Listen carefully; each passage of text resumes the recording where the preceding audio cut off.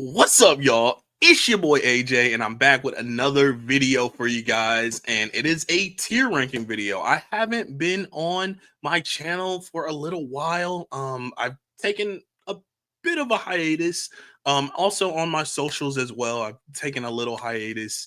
But I'm back. And I'm doing a tier ranking for every spooky season watch that I watched in 2025. This includes some TV shows and mostly movies, some first time watches in here, some movies that I watch every year, some that I've only seen a couple times. So, yeah, I had a little bit of technical difficulties trying to get the actual tier board onto the screen. So we're gonna do it a little bit differently. We're gonna go through each movie and then kind of discuss it a little bit, and then I'm gonna tier rank it that way and just say what category I believe that movie belongs in.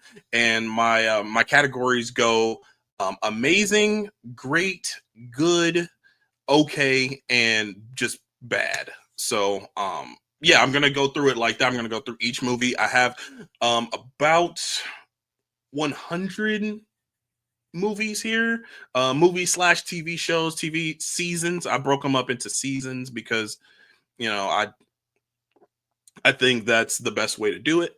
But yeah, that's basically how this video is gonna go. This is a live stream, so if you want to go ahead to the chat and put in, what you think about the movies that I'm talking about, what you would put your what tier rank would you put the movie in or TV show in? You could definitely do that, and I think this is going to be an awesome stream, and I am excited to get into this. So, if without further ado, I'm excited to get into this thing. So let's go.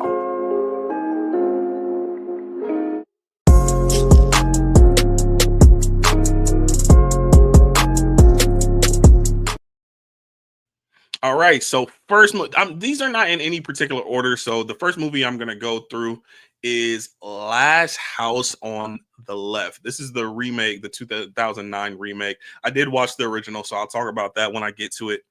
But yeah, this is the remake, 2009 remake of the Wes Craven original film, Last House on the Left. And this, both of the movies are kind of a difficult watch just because of the subject matter. It's it's pretty gnarly. Some girls get attacked, sexually attacked, and then revenge is had. And the revenge part is sweet, but the first half, the first part is kind of a tough watch. And there were a couple tough watches throughout this spooky season, just because of how gnarly and graphic and things got. But yeah, this movie was decent, man. Like it was a worthy remake, and I will talk about the original more when I get to it. But I don't love the original. I can admire things about it, but I don't love the original of Last House on the Left. It has admirable aspects, but like overall, it just kind of fell flat. This movie feels like a movie, and you can kind of like get immersed into the story. You connect with the characters more. Well, I did. Um, there are several actors in this movie that I know of from like TV shows that I watched. The dad in this movie is from Scandal. The mom in this movie is from a show that I watched called Parenthood. One of the criminals is Jesse from Breaking Bad. So like I am familiar with some of these actors here. But yeah, like I feel like I said, the first half of the movie is basically the setup of the girls getting attacked, and then the second half is the revenge. I'm not gonna spoil it, but the revenge, and that's how the original goes too. But like This one, something about this one, it just feels like more immersive. Like feel you feel for the characters more. There's more emotion. There's like it feels like an actual movie. The first one is like kind of a grindhouse film. Doesn't like really connect you with the characters fully. So for this movie, this particular movie, the remake, I would say it's great. It's a pretty great remake, and it's a great film. I gave it a 4 out of 5. I liked it a lot. Is it perfect? No. It's kind of like I've seen this before. It doesn't really break any new ground, but it's a decent movie, and I feel pretty immersed in it when I watch it. So next film, maybe next film. There we go. The Batman. Oh man, this was the movie um that I wrung out the entire spooky season with. This was a movie I watched on Halloween. Well, I started on Halloween. I fell asleep because number one, the movie's long, and I had a movie marathon on Halloween, so I watched like this was like my eighth movie that I watched that day.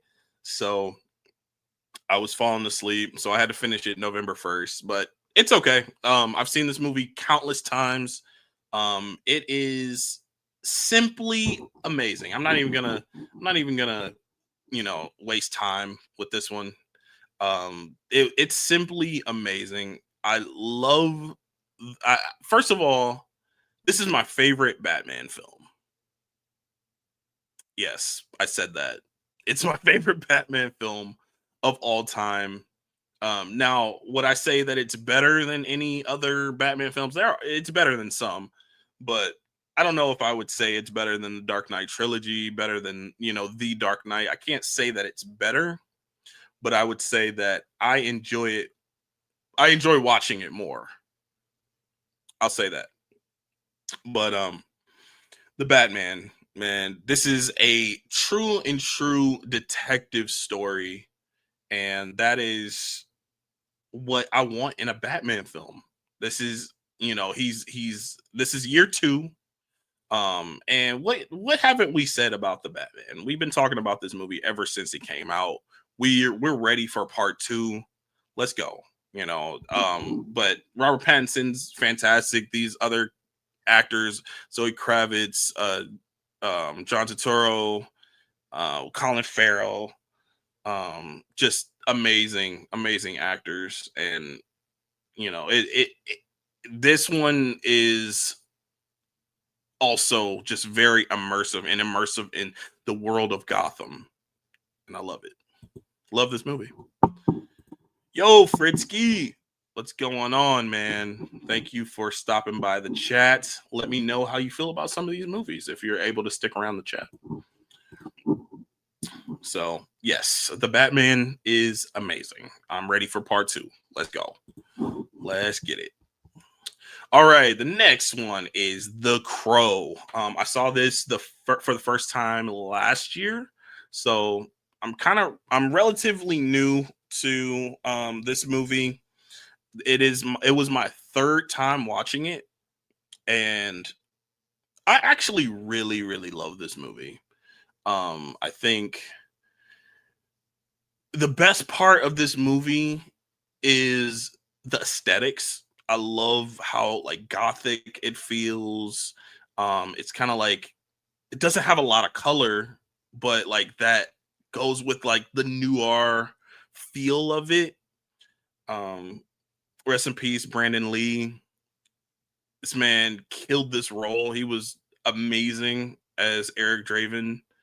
Um, and every time I watch this movie, it feels like I see him, and I'm like, am I watching Joaquin Phoenix in Joker? Because it looks so much like Joaquin Phoenix in Joker, the first Joker. Well, basically the two Jokers that came out, but um yeah, man, like this movie is fantastic. I really enjoy it, and I'll go great with this one.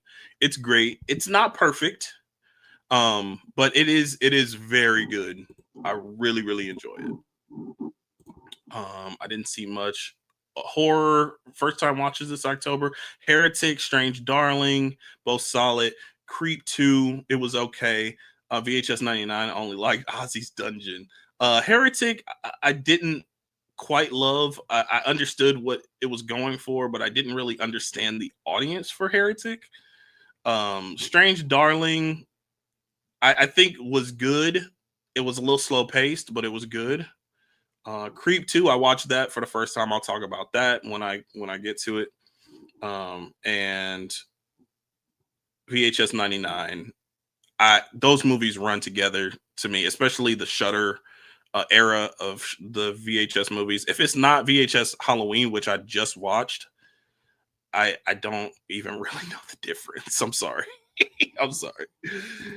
You know how much I love The Crow. Yes, I'm sorry I couldn't put it in the amazing category, but it is great. It is a great film.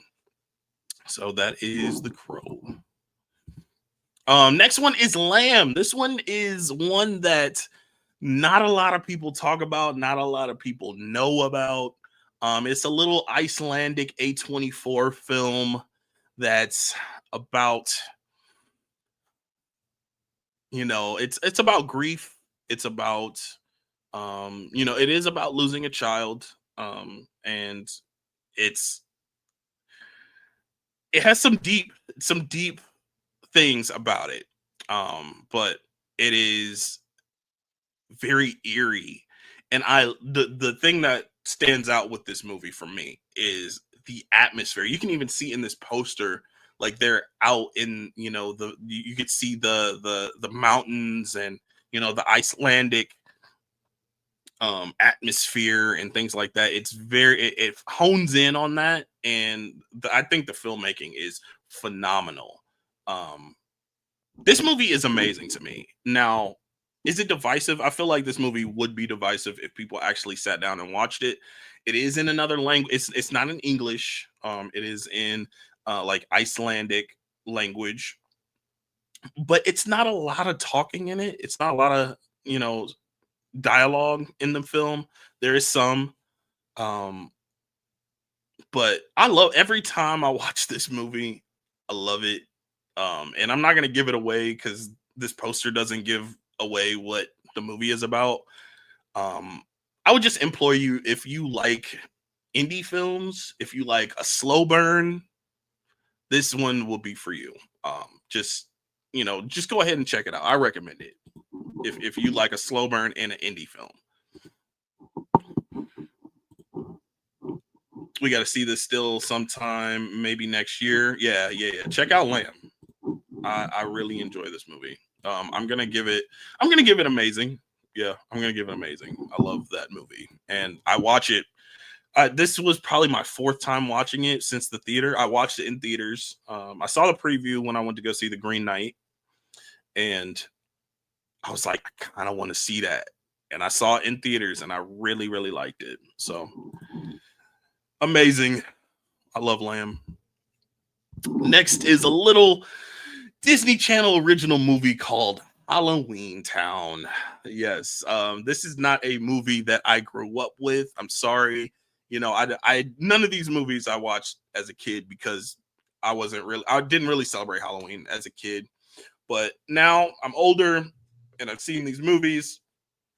So I'm watching, some of these younger, directed movies, not younger directed, but directed to a younger audience film in my adult years. So, I have a different perspective on them. So, knowing that, this is how I feel about this movie. It's fun. It's a fun little movie. It's um I feel like the main character is kind of annoying, and I can definitely see if I watched this when I was younger, I would be on Marnie's side. I would be like, yeah, why can't you why can't we celebrate Halloween? Why are you keeping us in here? But now I'm just like, shut up. Like, Like, I get kind of annoyed with the main character of this movie. Um, and I feel like that would definitely be different if I watched it as a kid. But yeah, I'm like, she's so disrespectful to her parents, to her mom, and like her mom just wants the best for her. And I'm like, she just wants the best for you. Like, what are you doing? But it is a fun movie once they actually go to Halloween Town. The grandma brings them to Halloween Town, and it's kind of wacky. It kind of puts you in the mind of like something like Beetlejuice, or just seeing wacky, weird things. Um, it's decent. It's a fun movie. Is it winning any awards? Is it amazing? Like, is it phenomenal? No. So I'm gonna just say good for Halloween Town. I do like it, and I can understand why people would, put it higher in their tier ranking. But yeah, it's just good. It's a good one. hmm I probably watch it each year just to throw something on. Halloween Town. Next, okay, so this is the Chainsaw Man TV show. This is the season 1 of Chainsaw Man. I'm not gonna spend too much time on this because it's not like technically a spooky season watch, but it deals with like killing devils and stuff like that. So I just wanted to add it. I don't think I have the movie in here, which is that's the whole reason why I put the TV show. But season 1 of Chainsaw Man, it was good. It was good. I did not love the first half, but it picked up on the second half of the season. So it is an anime. It's available to watch on Crunchyroll, Hulu. So go check it out if you're into killing devils with chainsaws coming out of your hands and face.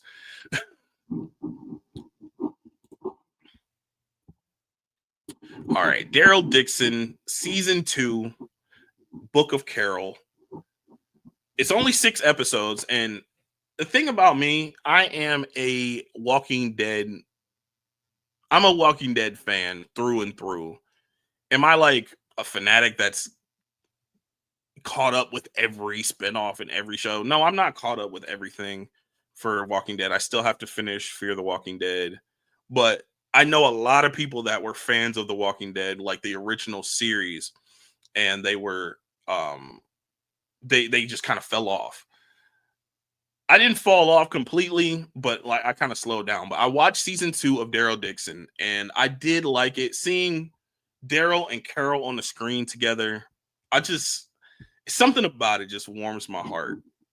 And it was a good season. It was a good season. Not great, not phenomenal, but it was good. Seeing those characters on screen together just kind of warms my heart, though. Ash versus Evil Dead. This is season 3 of Ash versus Evil Dead. I started this show some years ago. It's taken me a really long time to actually finish this show, but this is the 3rd and final season. I finished the show in October, and this show is kind of, think Evil Dead 2. Think of that movie. Think of the tone of that movie. Think of how heavy the humor is in that movie. Think about that times however many episodes this show is. That's how the show is. It's very humorous. It's very silly, goofy. It does have horror elements, much like the second movie,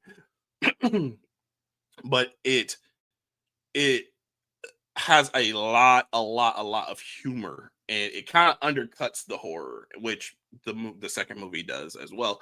And Army of Darkness is similar as well, but it's just kind of a different setting in Army of Darkness. So I kind of like don't put that in the same category. But Ash versus Evil Dead, we got Ash killing demons and with a shotgun and a chainsaw arm. Like, it's awesome. It's a fun time. Now, does some of the things get redundant? And was this last season a little repetitive in some areas? Yes.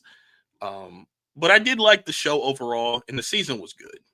So good for Ash versus Evil Dead. I'll just say good. Next is, so this is the Scream series. I've watched season one I watched season 2 and 3 in October. So this is season 3. It is a separate group of characters than season 1 and 2. Season 1 and 2 are connected, with the characters and everything. Season 3 is like a totally new set of characters, totally new story, new killer. And it was okay. This was okay. It was also 6 episodes, so it wasn't long. I love when shows do that. Like when shows don't warrant like a full season.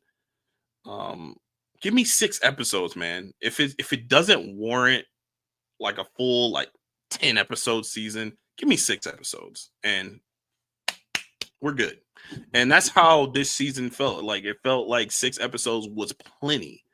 But the season itself was okay. The acting was kind of spotty.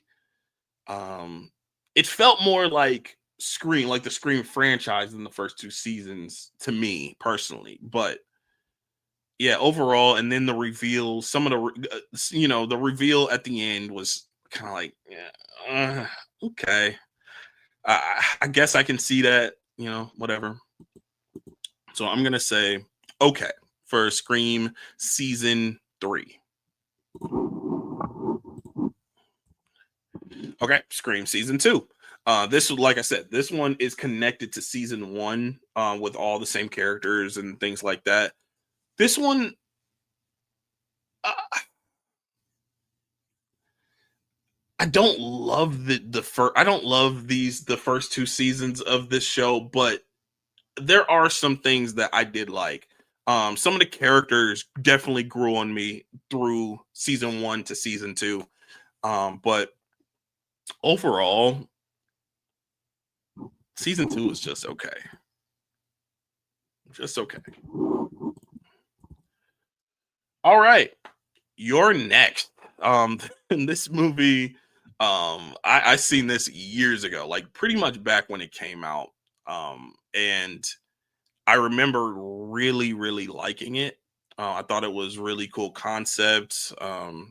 And I liked the reveals at the end of the movie, like the reveal of who the killer was, who they were.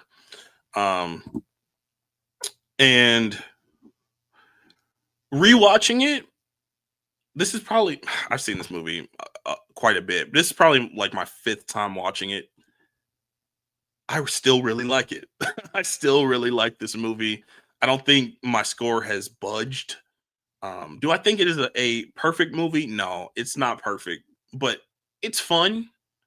I really, really like the final girl and like the final kills of the movie. I'm not gonna spoil it, but I do think this movie is great. I do love this movie unapologetically. So it is great. Not quite amazing, but it's great.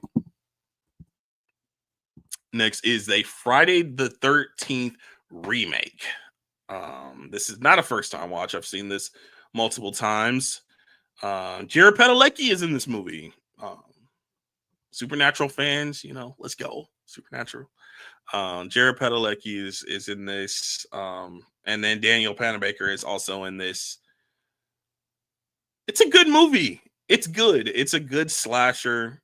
I like the concept. And I like honestly, the characters, they're not deep. They're not that well rounded, but I don't know, something about these characters like I think are funny, and I like them. Jared Padalecki's character, I can sympathize with him, and I dig it. I dig this movie quite a bit. So I'm gonna put Friday the 13th in great. Great. This is the remake. Shaun of the Dead. Edgar Wright was in his bag with this movie. Simon Pegg and Nick Frost have some amazing chemistry together, and they know that They know it's undeniable that they have some amazing chemistry. Um, and this movie is amazing. One of my favorite zombie films, along with Train to Busan. I did not get to watch Train to Busan this spooky season, but I'm gonna watch it before the year is out. I'm definitely gonna watch that because that's my favorite zombie movie. But this is a close second. It is hilarious. It's fun. I love all the characters. I really like all the characters in this movie. Um, yeah, Shaun of the Dead, amazing. Lake Mungo. All right, so a lot of people were saying that Chris Stuckman's new film, Shelby Oaks, is similar to this movie, Lake Mungo. So I said, okay, I watched Shelby Oaks. Now let me watch this movie just so I can, see what people are talking about with that. It's like a documentary style film, but it's like very eerie. It's like a very eerie documentary. I know a lot of documentaries do that. They edit it to make it feel eerie and stuff like that. But this is, very similar to that, where, documentary style, interviewing people about this missing girl and things like that. And that was the entire runtime. And like I do like found footage movies. I'm a fan of found footage movies, but this just did not hit to me. I did not feel the I didn't feel the dread that it wanted me to feel. I did feel the eeriness. It did have like a eerie feeling to it. The background music, the sounds and things like that. I liked the audio mixing in this movie. I think the audio mixing was very effective. But like to actually grab onto the missing girl aspect of the movie and like actually feel for her family and things like that.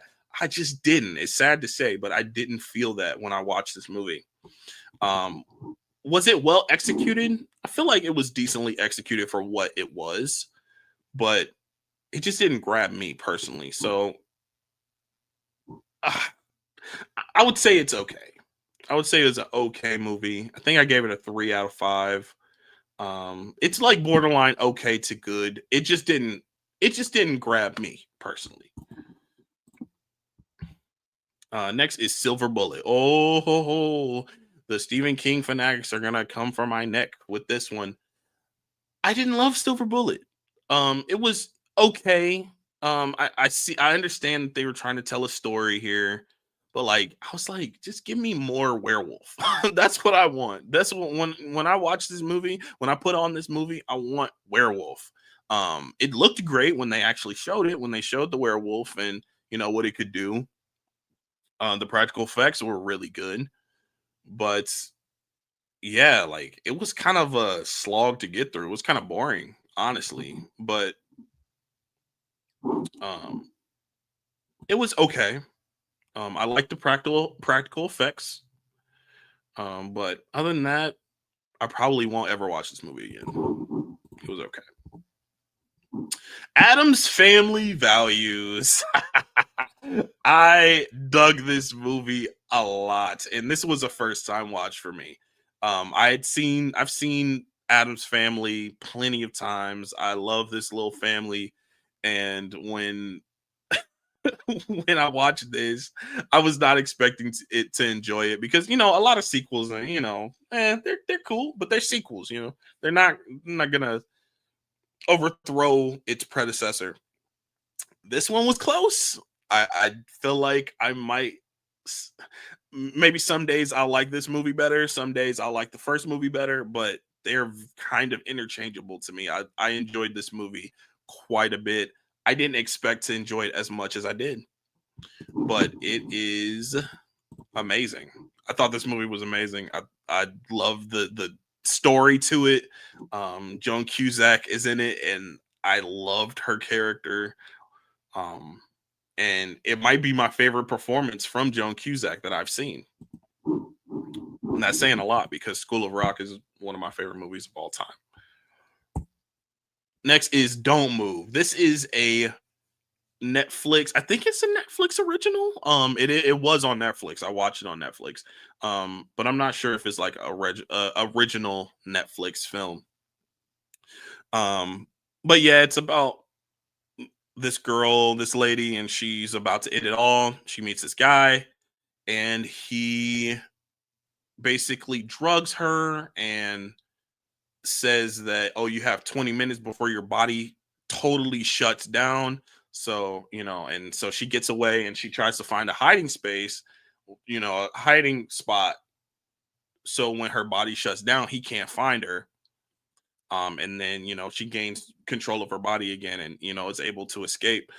I love the concept to this movie. I thought the concept was really good. But the execution of it could have been better. I feel like there could have been more stakes in the movie. There were a point in time. There was a point in time where I just kind of was like kind of bored. Um, and that sucks because when I heard of what this movie was about, I was like, that sounds kind of intense and interesting. Which it still was. It just didn't. It wasn't executed the way that I wanted it to be. Um, I don't even know how I would change it, but I don't know. It was okay though. It was okay. Not horrible watch. I'm glad that I watched it. Um, it's been on my list for a while to watch. Don't move. All right, the Toxic Avenger, the original Toxic Avenger, and I watched this movie so I could, be prepared to watch the remake that came out this year. Never did watch the remake. I do still plan on watching it. I don't know when I'm going to watch it, but the Toxic Avenger. I had no clue how silly, over the top, and obnoxious this movie was going to be, and it was. It was silly, obnoxious, and goofy, and I kind of loved it. Like, even though I didn't expect it, I really, really enjoyed how silly it was. And like just thinking about some of the scenes, um, it's very outrageous. The body horror aspect, and just how graphic it is. And they give you a warning at the beginning of the movie. Oh, this movie is graphic. Just so you know, like people's heads are going to be exploding, and just random weird stuff is going to be happening. The dialogue is ridiculous, obnoxious, uh, and it's just so silly. But it's fun though. It's a fun movie. If you go in there not thinking, just shut your brain off. If you're not thinking about analyzing it and stuff like that, it could be a fun time. So the Toxic Avenger, I would give good. It's a good one. I like this movie. And it might become an annual watch for me for in the spooky season. I don't know. I do kind of want to watch the sequels to this just because I liked this one. I kind of want to see how the sequels are, how they compare. Um, but I'm definitely gonna watch the remake. I wanted to see the one with Peter Dinklage. So good for Toxic Avenger. Needful Things. This is a Stephen King adaptation. My coworker was begging me to watch this movie. Well, did you watch Needful Things? Did you watch Needful Things? I was like, nah, but I finally sat down and watched it, and it was okay. The concept is cool, but like I felt like it was a little boring, and it was definitely too long. I think the movie was definitely too long for what it was, but I think it was about 2 hours long. I think it was about 2 hours, and it should have been an hour and a half. Um, but yeah, I haven't read the book. I haven't read. I don't know if it's a short story or a full novel, but I haven't read it. But um, yeah, like I think if it had a tighter runtime, a little bit more focus, I think there might have been a little bit too many characters. Um, but like if it would have focused a little bit more on certain things other than other things, um, it would have been better. But I did like the concept of the film. So I'm gonna say good. I'm gonna say good for Evil Things. It was good. Resident Evil. This is definitely not a first time watch. This is a probably an annual watch at this point. Not intentionally, but I just put it on whenever you're all going to die down here. I love this movie unapologetically. Is it good? It's not really a good movie. It's a lot of fun. Um it's an infection zombie film, and it is a video game adaptation that I didn't start playing the video games until last year. Um, and as an adaptation, it is absolutely awful as an adaptation. But as a movie and just a fun little film, it's good. Well, I'm gonna say great because technically, it's not a great movie. CGI is absolutely horrible, especially in the third act. It is just not good, but I love it. So I'm gonna say great. I'm gonna have like a happy medium. Um, it's great, just because how much fun I have watching this movie. Mike, what's up, my guy? What is up?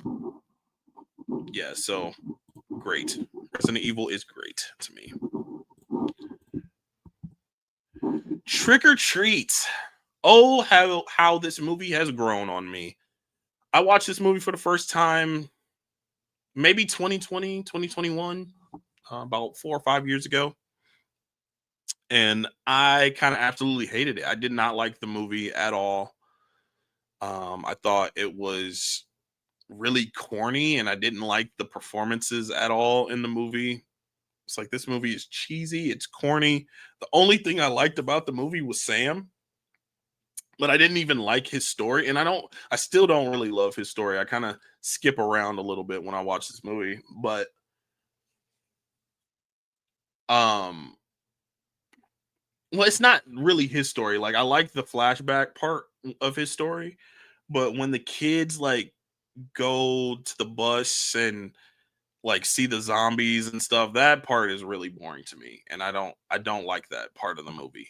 But pretty much every other story is a banger. The one with the werewolf girls, the one with the dad that's carving up kids, that's crazy. Um, the one with Sam's revenge, I love. So, um, yeah, this movie is good to me, but just the fact that I have to skip around, like I don't love the whole movie. I'm just gonna put it in the good category. And every year, I kind of make it a tradition where when I'm carving a pumpkin, I put on Trick or Treat. So like, I don't necessarily pay attention to the entire thing, but it's a fun movie to carve a pumpkin to for sure. Next is the original Invisible Man. My boy Tyler showed me this movie maybe 2 years ago now, and I absolutely love it. I owned it on 4K. I had it. I have like that 4 pack with Wolfman, Frankenstein, Dracula, and the Invisible Man.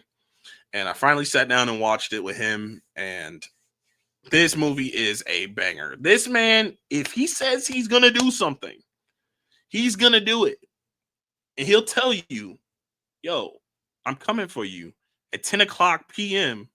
I'm gonna give you to the second when I'm coming for you. And he does it. This movie is amazing to me. 5 out of 5 for me. I love The Invisible Man, and I really enjoy the remake as well. The Thing, simply a classic. The one of the best examples of practical effects in a horror movie. Absolutely fantastic, amazing. I love The Thing.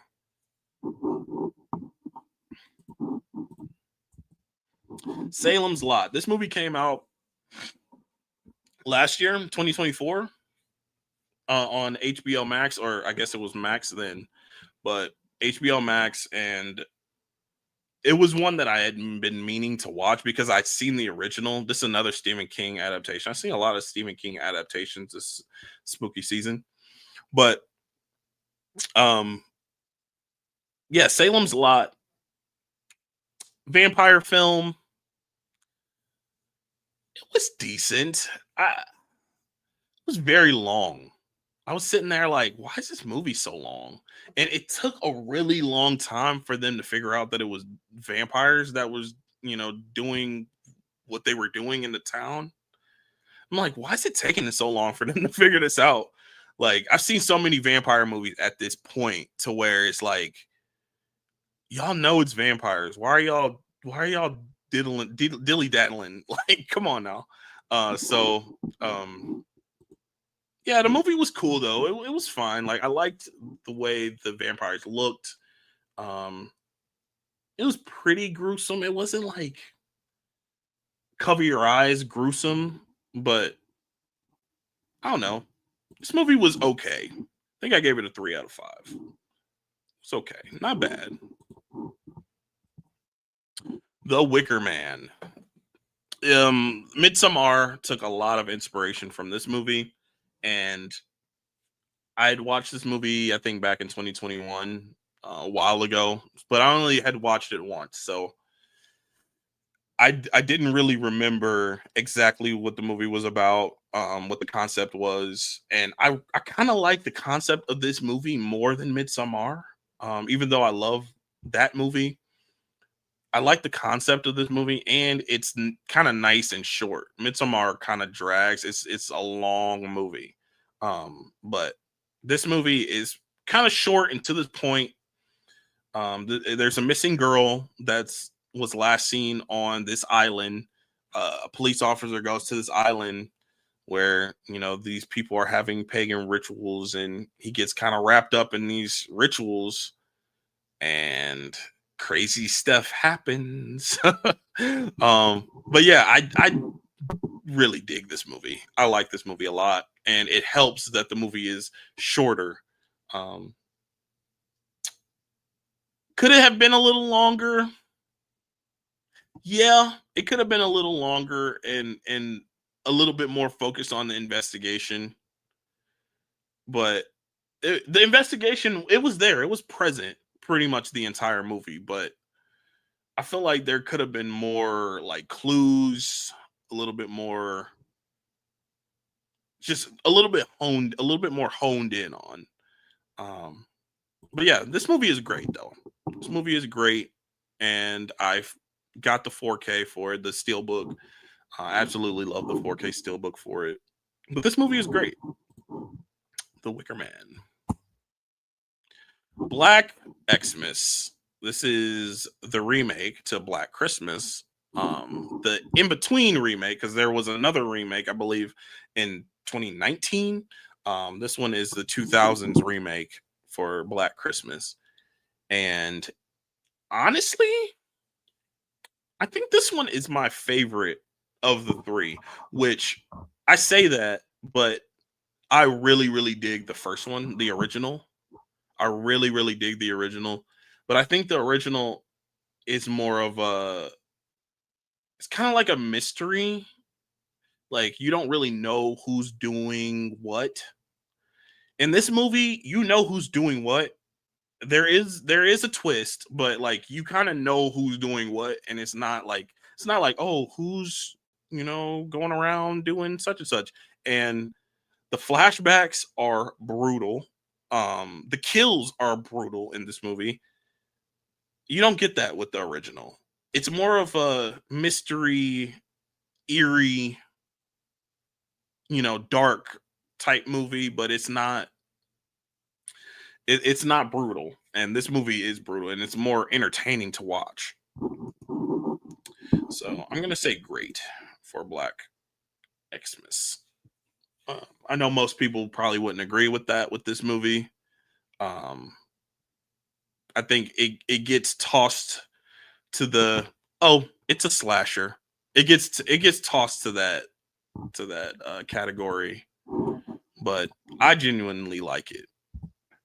Candyman. Oh man, one of my all-time favorite horror films. Candyman.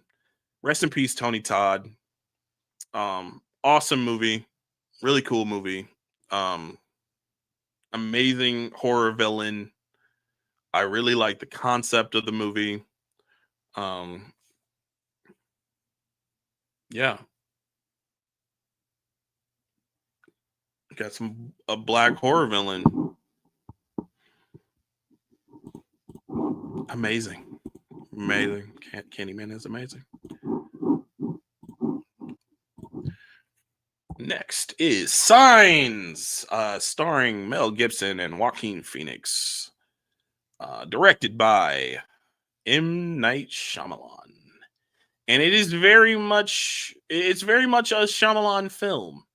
Uh, you could tell by the dialogue and the line delivery. Yeah, this one isn't for me. And I know a lot of people, have nostalgia with this movie. And also, they were freaked out as a kid by this movie. I've heard several people say this movie freaked me out as a kid. This movie was scary and things like that. First of all, I've never really been scared of like aliens. So, like, aliens were never my fear. And that's kind of what this movie was. It kind of dragged with the, oh, what is it? Is it aliens? Oh, the crop circles. Oh, who could have done this? What could have done this? It kind of did that for a long time. And then they were like, oh, aliens. Yeah. And then they actually showed it at the end. This movie wasn't for me, man. I'm sorry. I didn't love this movie. It wasn't a bad movie, but I just felt like I I couldn't connect with the characters just because they were kind of didn't seem like real characters. They didn't still feel like real people. They didn't feel like real people, and what I mean by that is like the delivery, line delivery, the dialogue period, how the dialogue was written, especially the little boy. The little boy talked like he was 30 years old, and I'm like, kids don't talk like that. Why is he talking like that? It kind of felt like a parody, mainly because I think one of the scary movies definitely parodied this movie, and I couldn't stop thinking about that. But it kind of felt like that though, just the way that they were talking, the dialogue, the delivery, all of that. So Signs for me was just okay. I wish I liked it more. And it was a first time watch, obviously. The way I'm talking about it is a first time watch. Next, it's a Great Pumpkin. It's the Great Pumpkin, Charlie Brown. Every year, this is an annual watch. It is great. I didn't watch it as a kid. Watched it for the first time as an adult. Honestly, like maybe 3 years ago for the first time I saw it. Very good special. It's not a full feature length movie. Not a full length movie, but it's a good special. I'll put it in the great category. It Chapter 1. This is the It remake, and it's Chapter 1 of the remake. Yes, I am watching Welcome to Derry on TV, on HBO Max. I am watching it currently. We are on episode 3 now. We just watched episode 1 and 2. Episode 3 comes out on Sunday. So the show I've been really enjoying. I did watch it Chapter 1, kind of in preparation, kind of just it's kind of an annual watch for me. I don't love it Chapter 2, but I do love it Chapter 1. I think the storytelling is fantastic in this first movie. I love the kids' chemistry in this movie. This movie is brutal. It's creepy. Pennywise, Bill Skarsgård is Pennywise. A round of applause, man. Terrifying. And I know if I would have seen this as a kid, it would have been done. I would have been I would have been done. But yeah, this movie is amazing. I love it. Chapter 1.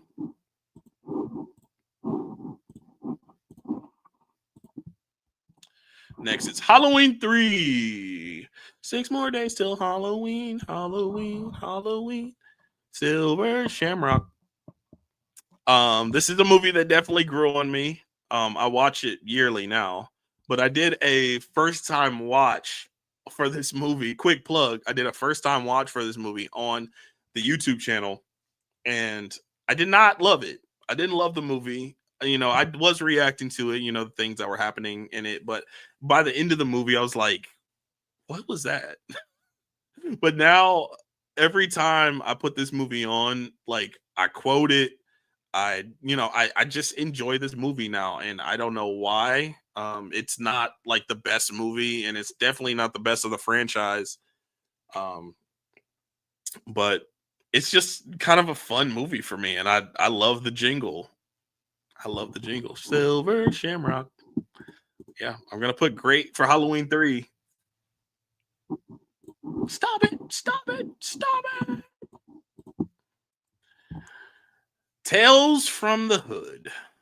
This is an anthology film. I think it's by Spike Lee.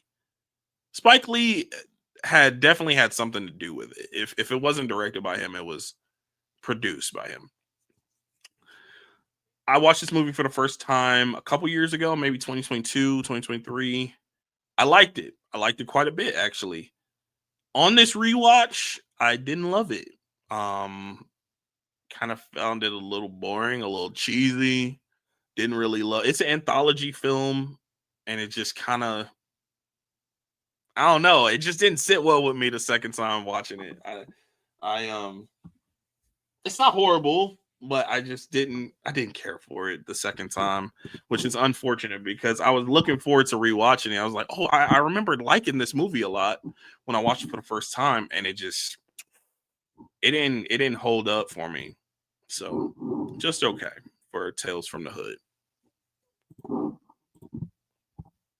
Shelby Oaks. Oh boy.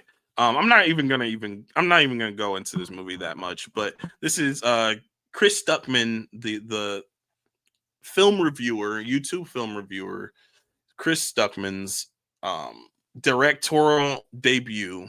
Um, he wrote and directed this film, produced by Mike Flanagan, and this is a new movie, just came out. Um, what do I want to say about this movie? I'll start with the good. I think this movie was did a very good job of setting a tone, giving like a really creepy atmosphere. It did a very good job with that. Um, it was kind of split up into like the first third of the movie was a documentary style film, like showing what happened to this girl that went missing and her friends, what happened to them. And then the rest of the movie, the two out of the two-thirds of the movie, back half, was like an actual film. It wasn't documentary style. It wasn't like showing news footage or anything like that. Um, I don't know if I love that. I don't know if I love that it was broken up like that. I kind of would have preferred either or.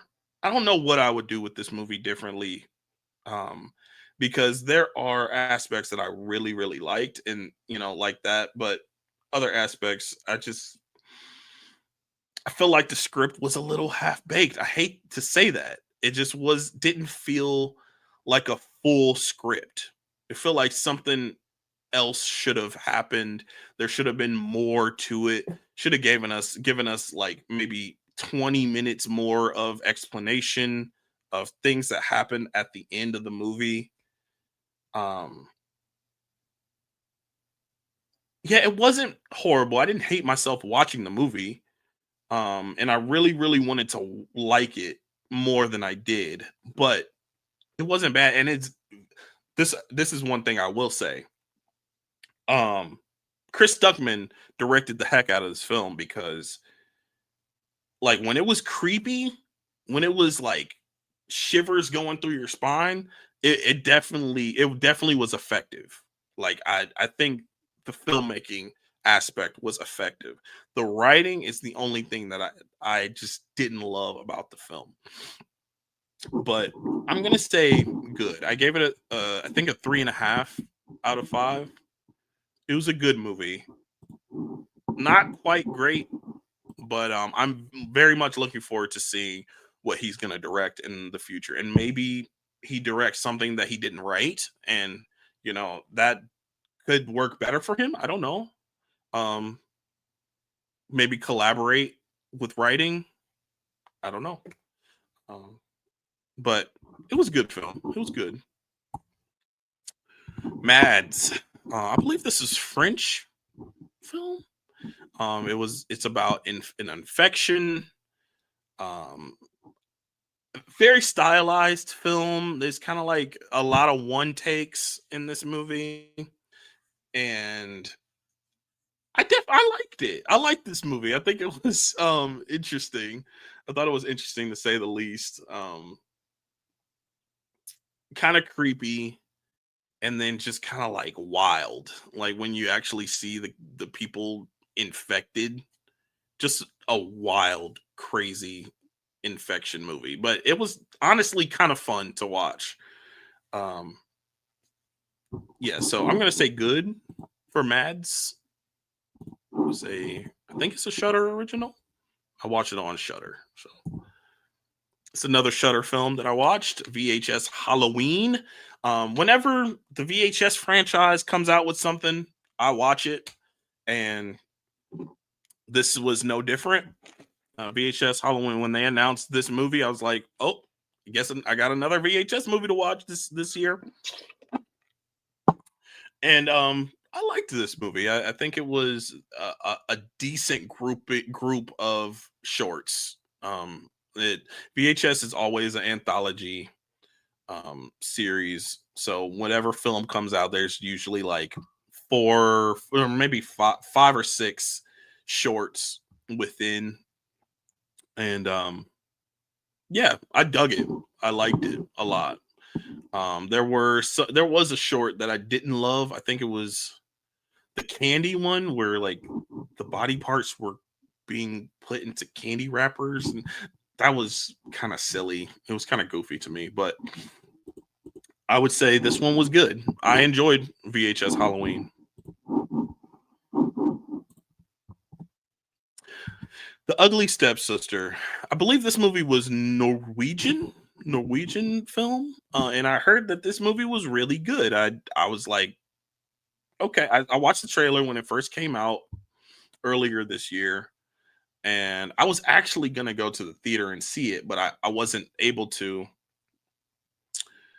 Uh, yeah, I wasn't really feeling this movie the way that I wanted to. I went in thinking that it was gonna be one way, and then while watching it, it just kind of was a slow burn. It wasn't really much happening.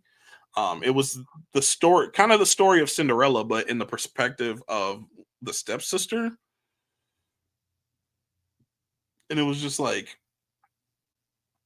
she was trying to be like prettier, and like she kept getting these like enhancements done to her body and things like that. So I guess it's like kind of body horror, but like it didn't go far enough. There were like things that were happening, but I'm like she to fix her nose, she had like a nose strap like around her nose, and I'm like, okay, that's not like really horrific. It didn't start getting horrific until like the end of the movie, where you can see in the poster that she's trying to fit into this shoe or whatever. So she's like, does what she has to do to fit into the shoe, um, the slipper or whatever. But it's just like I feel like there should have been more, and it was just kind of slow. So I would say this movie was okay, not bad. Just I didn't love it. Next is Poltergeist 2. Woo-hoo-hoo-hoo. Poltergeist 2. Man, what an underrated gem. This movie is quite frankly insane. The insanity that is ensued in this movie. I was not, I mean, my friend told me that it was crazy, but I wasn't expecting it to go as wild as it did. Um yeah, it kind of rivals the first film. It kind of rivals the first film, not in how good it was, but how insane things got, and how intense the poltergeist was. Um, but yeah, there's some wild things happening in this movie, and it's just a lot of fun to watch. This is probably one that I'm gonna either make a yearly watch or like every other year, something like that. But this one is a lot of fun to watch. And I didn't love the way the other side looked because they never showed the other side in the first film. The second film, they showed inside the other side. Um, I didn't love the way that looked. Just a lot of green screen, feel like very digital, and it was kind of ahead of its time, so it didn't look great. But I thoroughly enjoyed this movie. I would say great for this movie. Great. Woo! Hitting the Nightmare on Elm Street films. Dream Child. This is number 5. Nightmare on Elm Street 5. Dream Child. Just kind of boring. This movie is kind of boring. The kills aren't all that impressive. I think there was one kill that I thought was interesting, but like overall, this movie's kind of goofy and just like not interesting. Kind of boring slog to get through. So I would say bad. This movie's bad. This is my first bad in this pairing of movies, or in the categories, but this is bad. This movie is bad to me. Last House on the Left. I talked about Last House on the Left remake earlier, but this is the Wes Craven directed um, Last House on the Left, the original. Uh, like I said, here I'm gonna change to bet. I'm gonna change that. Yeah, like I said earlier when I talked about the remake, it's kind of a tough watch just because of what happens in the movie. Some women get attacked, sexually attacked, and they don't really hold back. They show it. They show what happens, and it's like, should I be watching this? Like type thing. But you know, like I said, the first half is like that, and then the second half is the revenge part of it. And the revenge part is, I like the idea of revenge for this, but the execution of what happens and how it happens just is kind of, it didn't, the execution wasn't great. And the movie is filmed kind of like a grindhouse film, so like it kind of feels gritty, it feels grimy, it has very similar, it looks similar to something like the original Texas Chainsaw Massacre, or Hills Have Eyes, but this story, um and I don't think that really worked for this story. I think it just didn't have me connecting with the characters like I wanted to. um and then the end just wasn't as satisfying as I wanted it to be. So I'm gonna say this movie is okay. I enjoyed the remake a lot more. I do. Sinners. I showed my wife this movie um, during spooky season. I'd seen it before, but this was my second time watching it with her, and I enjoy this movie quite a bit. I like it a lot, but but I don't give it as much praise as a lot of people on the internet have. A lot of people that I've seen review this movie are saying it's the best movie of the year. It's the best horror film of the year. It's close. It's up there, but I don't think it's the best. Um, I find the first part of the well, really the first and second act of the movie a little it drags a little bit. I understand what it's doing. I understand that the film is building towards that third act, building towards something, giving the characters, depth and things like that. I get that. And I understand that and I recognize that when I'm watching it. But I'm like, this is kind of boring. When is the vampire stuff coming up? Because I know there's vampire stuff in this movie. When is that coming? And it doesn't come for a while. And then they show the vampire stuff. Then they go back to that building. And then you get that third act. That's epic. Amazing third act. Fantastic. But the third act carries the movie, in my opinion. The acting is great. Don't get me wrong. The direction, the camera work, fantastic. But I just think the movie is a little slow to get to where it's going. And I felt that way the first time I watched it, and the second time I watched it, I definitely felt that at home. And honestly, me and my wife had to watch this movie in 3 sittings because we just couldn't get through the entire thing in one sitting. But I do very much enjoy this movie. Don't hear me say that I don't enjoy this movie. I like it a lot, but the third act carries, and the second time watching it definitely confirmed that. So I'm gonna say great for this movie. I think this movie is great. I do. Um, a lot of effort being put into it. Um, you know, horror movie with my people. I love it. But it takes a while to get very really interesting, in my opinion. Next is The Others.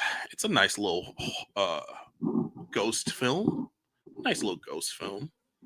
A great twist that I feel sorry for anybody that goes into this movie knowing the twist, because if you're watching this movie and you don't know anything about it, that twist is going to blow your mind. And that's what happened when I first watched it. This is not a first time watch for me, but when I first watched the film, my mind was blown with the twist.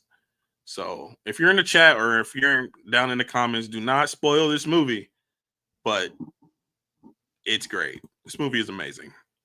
I love The Others. The Invisible Man remake, starring Elizabeth Moss. This movie is kind of different than the original in that, well, it is different than the original in that it is not about a man that's just trying to wreak havoc on the world. He's trying to haunt a specific person.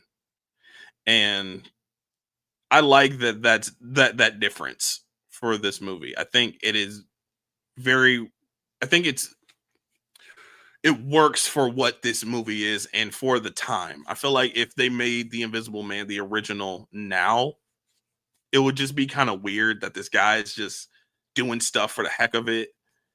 But now we have a specific person that he's haunting. I'm not going to get into the details of this movie just because, I talked about the original, but I very much enjoy this movie. It is not a first time watch. I saw it in the theater. I watch it quite often. It's probably my 7th time watching this movie. It is great. This movie is great. Love the performances. Yeah, Aldous Hodge is great in this movie. Elizabeth Moss is fantastic in this role. Love it. Great movie. Ghostbusters. Who you gonna call? This movie grew on me. I did not love this movie when I first watched it.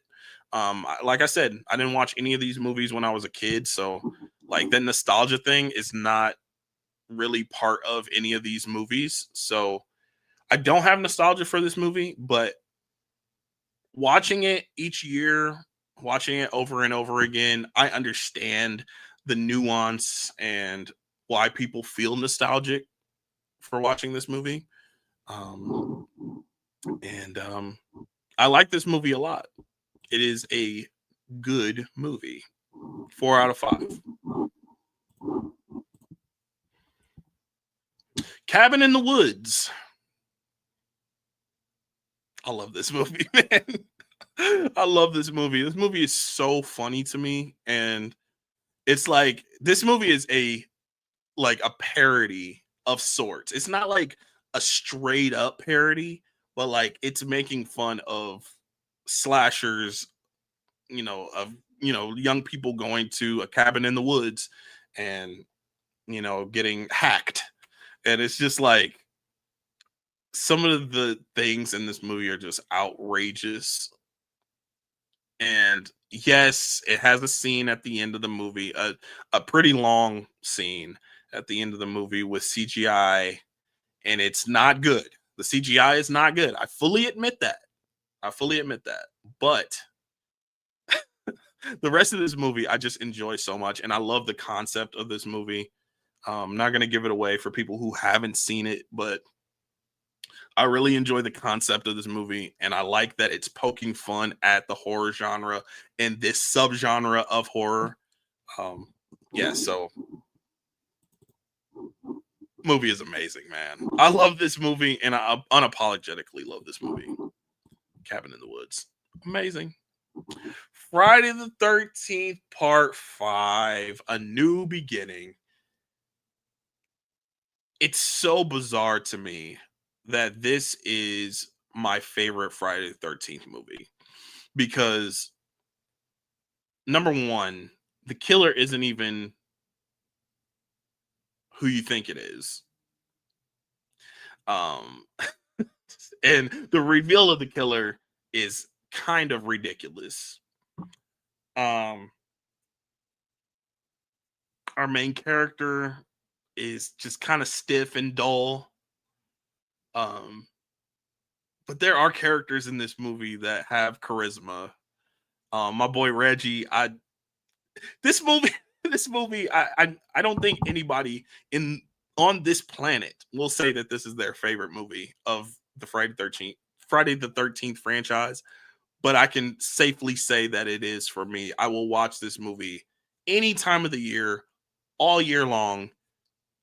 Ask me why. I couldn't tell you why. It is hilarious. I will say that. It's a very funny movie. The reason that the killings start in this movie is one of the most funniest things that I've ever seen in my life. The reason why the killings start in this movie has to be one of the biggest cinematic achievements on Earth in history. It's so funny. Is this movie good? No, but what Friday the 13th movie is technically good? None. But I will say this is one of my favorite. I would say this is one of my favorite movies of all time because it's just so hilarious to me. But it is definitely my favorite of the franchise, and I'm just gonna go great. Like, is the movie technically great? No, but is it a fun time? And do I laugh my what off every time I watch this movie? Yes, I do. So, Friday the 13th, Part 5, A New Beginning. Next is Rear Window. The Hitchcock brigade is coming for my throat. I know. I did not love this movie when I watched it. It was a first time watch for me this year, and I love Alfred Hitchcock's work. I'm a Alfred Hitchcock. I wouldn't say a super fan or anything, but I do like pretty much everything that I've seen him do. In saying that, this movie did not quite impress me. There were things that I did like about it, but like it just took a really long time to for me to like actually connect to anything with this movie. It was pretty dialogue heavy in the beginning. Um, I do love how Hitchcock could tell a story just through different people's windows, and you could see, their life and what their day-to-day actions are and what they're doing. Um, but when it comes to the mystery part of it and just like what was happening at the forefront of, the second and third act, it just didn't hit me. I was just like, okay, this guy's weird across the street. He's doing weird stuff, I guess. Like he's the guy is kind of jumping to conclusions. I don't know. Something about this movie, it just did not fully connect with me. Now, is it a good movie? I would say it's fairly good, yeah, but it just didn't grab me the way that I did, the way that I wanted it to. So, good. I'm gonna say good for Rear Window. Good, not great. The Babadook. Real quick, I'm gonna say this about Babadook.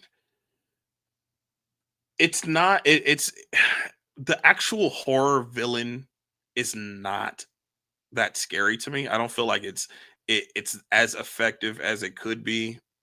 The actual villain of the Babadook. What stands out to me in this movie is the way that it's shot, the way that the sound mixing is, the music choices. This movie is absolutely terrifying. And it's just because of the atmosphere. How it's edited, how it's shot. The woman who plays the mother in this movie is fantastic, phenomenal. I think she's so good, and that's what makes this movie so terrifying. I feel like when I watched this movie for the last time, like this past spooky season, I actually got a little freaked out just because it's so eerie. It's like a really, really eerie film. And like whenever they read that book, the Babadook book, it tells you, it like lays out what is going to happen in the movie. It lays out everything that's about to happen. So you know what's about to happen in this movie, but like actually seeing it happen in real time is actually terrifying. I genuinely I genuinely love this movie. And I think that the horror villain was used perfectly just because it it's not necessarily the entity that's scary, but it's like everything surrounding the entity is like the creepiness, the feeling of dread, the eeriness, like just everything surrounding the horror villain. So I'm gonna say this movie is great. This movie is great. Terrifying. The kid is very annoying in this movie though. Like I get so annoyed with the kid. Fright Night, the definitive vampire film. Is the definitive vampire film. I'm just gonna put this on here. Amazing. My favorite vampire film of all time. I love it. Jerry Dandridge. It's my guy. It's my guy. The Mist. This was a first time watch for me. This is a Stephen King adaptation, and the CGI is absolutely horrible in this movie. But I liked the movie. I thought it was like kind of a survival type film, and I liked that. Other than the CGI, I was digging this. I was, I felt like I was part of the group trying to survive. Um, yeah, it was immersive. So, but the CGI just kind of took me out whenever they showed the whatever it was that was getting people. I was like, this is taking me out every time. Um, Andre Braugher, though, I fantastic actor, and I wish he was in the movie more. But other than that, the movie was good. I thought the movie was good. That ending though,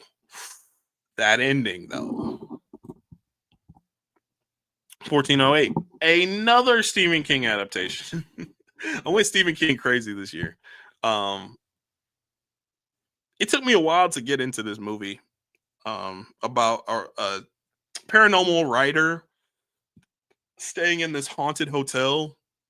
Well, just one of the rooms were haunted in the hotel, and he stayed in that room, and weird stuff was happening.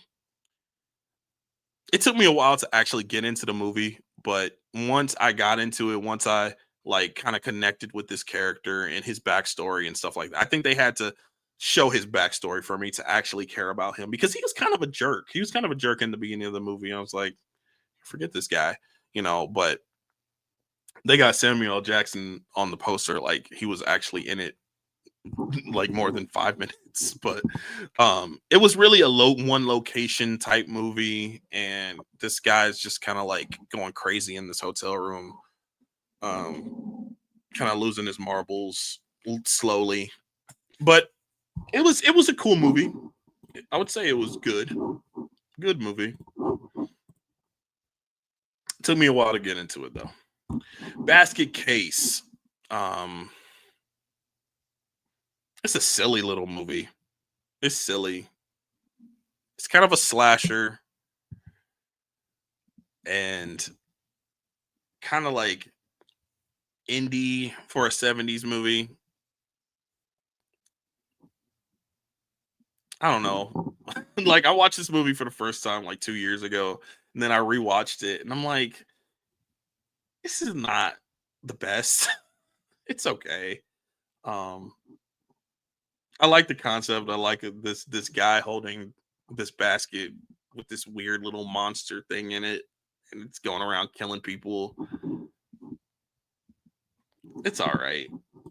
I would say good for Basket Case. Like if you would have asked me a couple years ago when I first watched it, I would say great because I just had a lot of fun with it the first time. On this watch, I was just like not really loving it, but it was okay. I think it was good.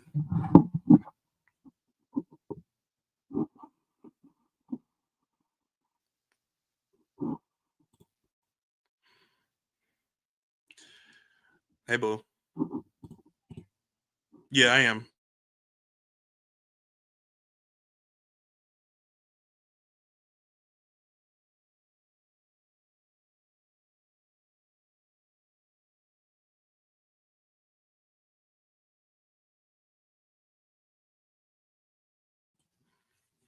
All right. I am going to take a brief intermission and then I will be back.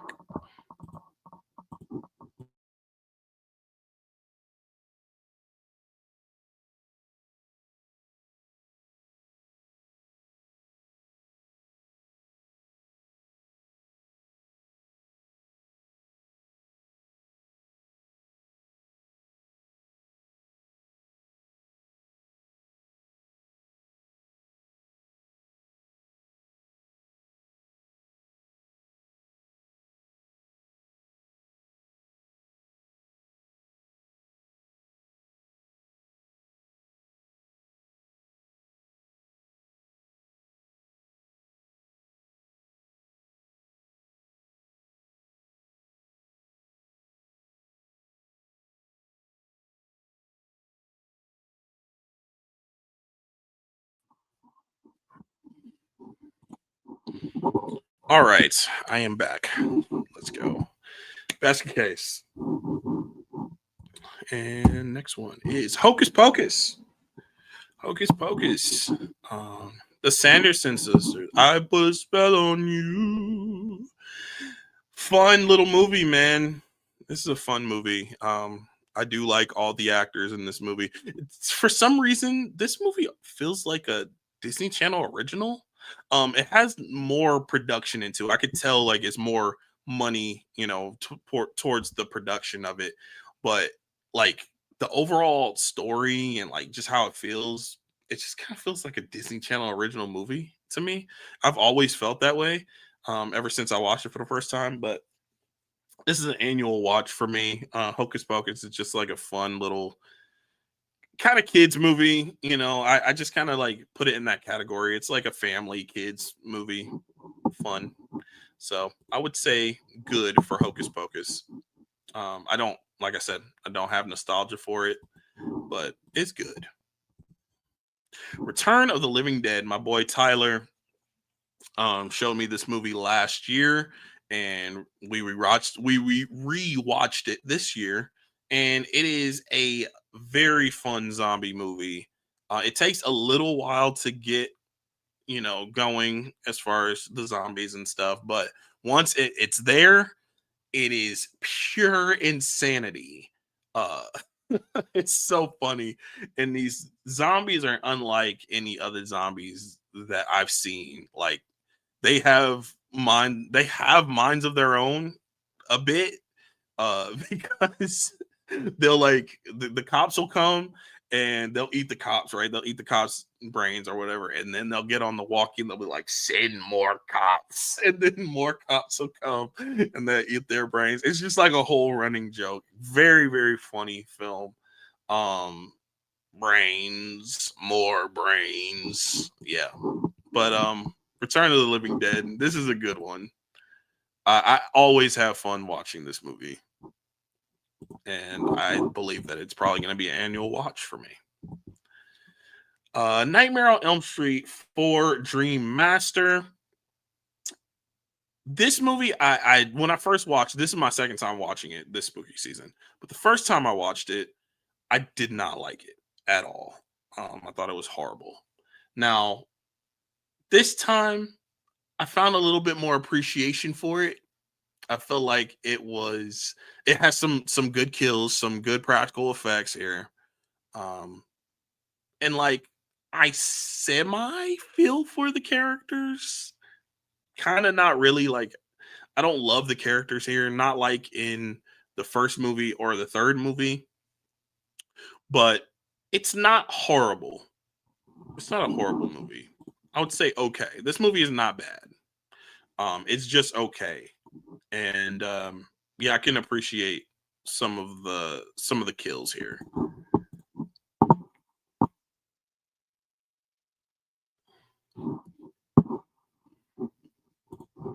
How do I have time to watch 400 plus movies a year? I don't know. I just watch. When I'm at home. Sometimes I do marathons. Sometimes I put stuff on my phone while I'm at work. While I'm working, I just have it on my phone watching it, I guess. But yeah, this one is okay. I'm on Elm Street. I'm on Elm Street Part 3. Dream Warriors is my favorite Nightmare on Elm Street film, and it is one of my favorite horror films. It is quite great. It is a great horror film.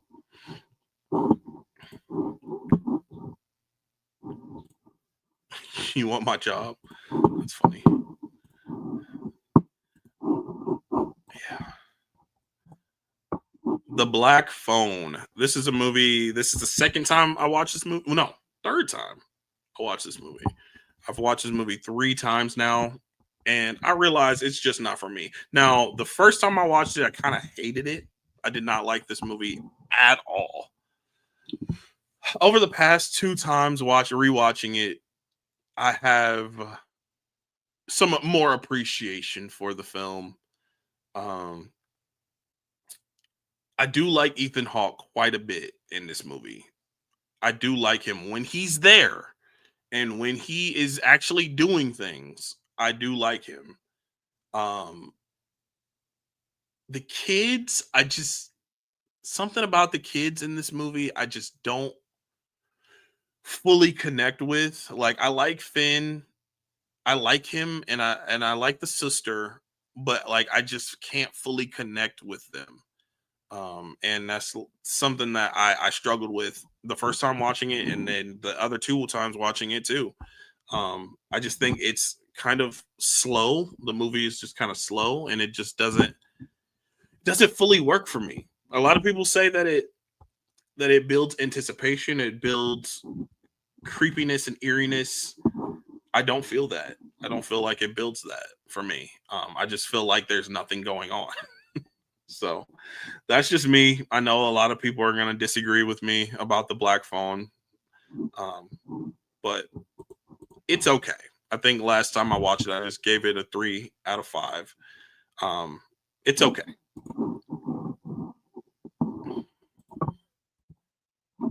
A Quiet Place, directed and starring John Krasinski, and Emily Blunt is there, his wife. Um, she's really the star. She's the star of this movie. John Krasinski is very good. All the kids are very good in this movie as well.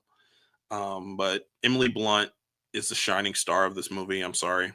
Um, she is. Uh, who would have known a movie that's about not talking and like making as little noise as possible could be so entertaining? Um, I am at the edge of my seat every time I watch this movie in anticipation of what's going to happen. Even though I've seen this movie countless times, you know, in anticipation, it's very intense. This movie is very intense, especially when the main character is about to give birth. It's like you got you can't talk, you can't scream, and you got to think this woman doesn't have any like anesthetics or anything, like any anesthesia or anything, so she can't. She's feeling every bit of it. She's feeling every bit of this stuff. So the movie is very intense in that way, and I absolutely love it. Quiet Place is amazing, and I love the creatures. I think the creatures look extremely terrifying, and what triggers them is just terrifying. You have to move. You have to kind of make noise in life. Period. So like just doing that, is tips them off. It's crazy. Movie is amazing though. I love it. Nightmare on Elm Street Part 2, Freddy's Revenge. I actually don't hate this movie. I did a first time watch for this movie as well on the channel, so you can go check that out. Quick plug again. You can check that out. A Nightmare on Elm Street Part 2. I was actually going through my 4Ks because I got the Nightmare on Elm Street set, the Steelbook 4K set. So I was going through the movies. This movie I don't hate. It's fine. Coming off of the first one and then going into the third one, though, it is no comparison. I like the first one and third one a lot more than this one.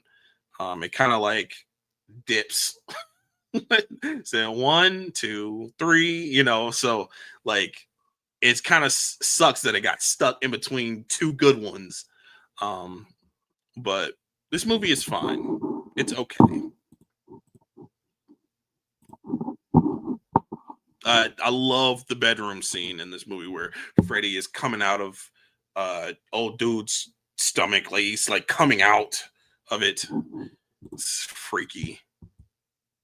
And like when the guy opens his mouth, you can see Freddy's eyeball in the back of his throat. That's just like crazy, terrifying stuff. A Nightmare on Elm Street, the very first one. I've been talking about this one whenever I have a Nightmare on Elm Street film on here. I talk about the first one. The first one is a classic. It's great. It's not a perfect film. I don't find it to be perfect. And it's not my favorite Nightmare on Elm Street film. We already talked about Dream Warriors, but Freddy, this is his introduction. This is his debut, and this would put them on the map. And it's great. It's a great horror film. You know, you're watching this as a kid, you're terrified. Child's Play 2. I might like the first one slightly more, but 2 is probably my two, 1 and 2 are my favorite of the franchise. Um, yeah, after 3 they get real silly, and then we have the TV show, which I loved watching each year, but Child's Play 2 is it's fun. It's a fun movie. I don't love how they write out the mom in this movie. It's like, oh, she was crazy. Like by the end of the first movie, she wasn't crazy. Like she was, you know, they were moving on from, killing Chucky, and her and Andy were together. But in this movie, they just started and they're like, oh yeah, Andy's mom was crazy, so he has to go to a foster home, or he has to, goes to foster parents. I'm like, what? Weird. But this movie is a lot of fun. Chucky is in his prime in this movie. But yeah, this movie is great.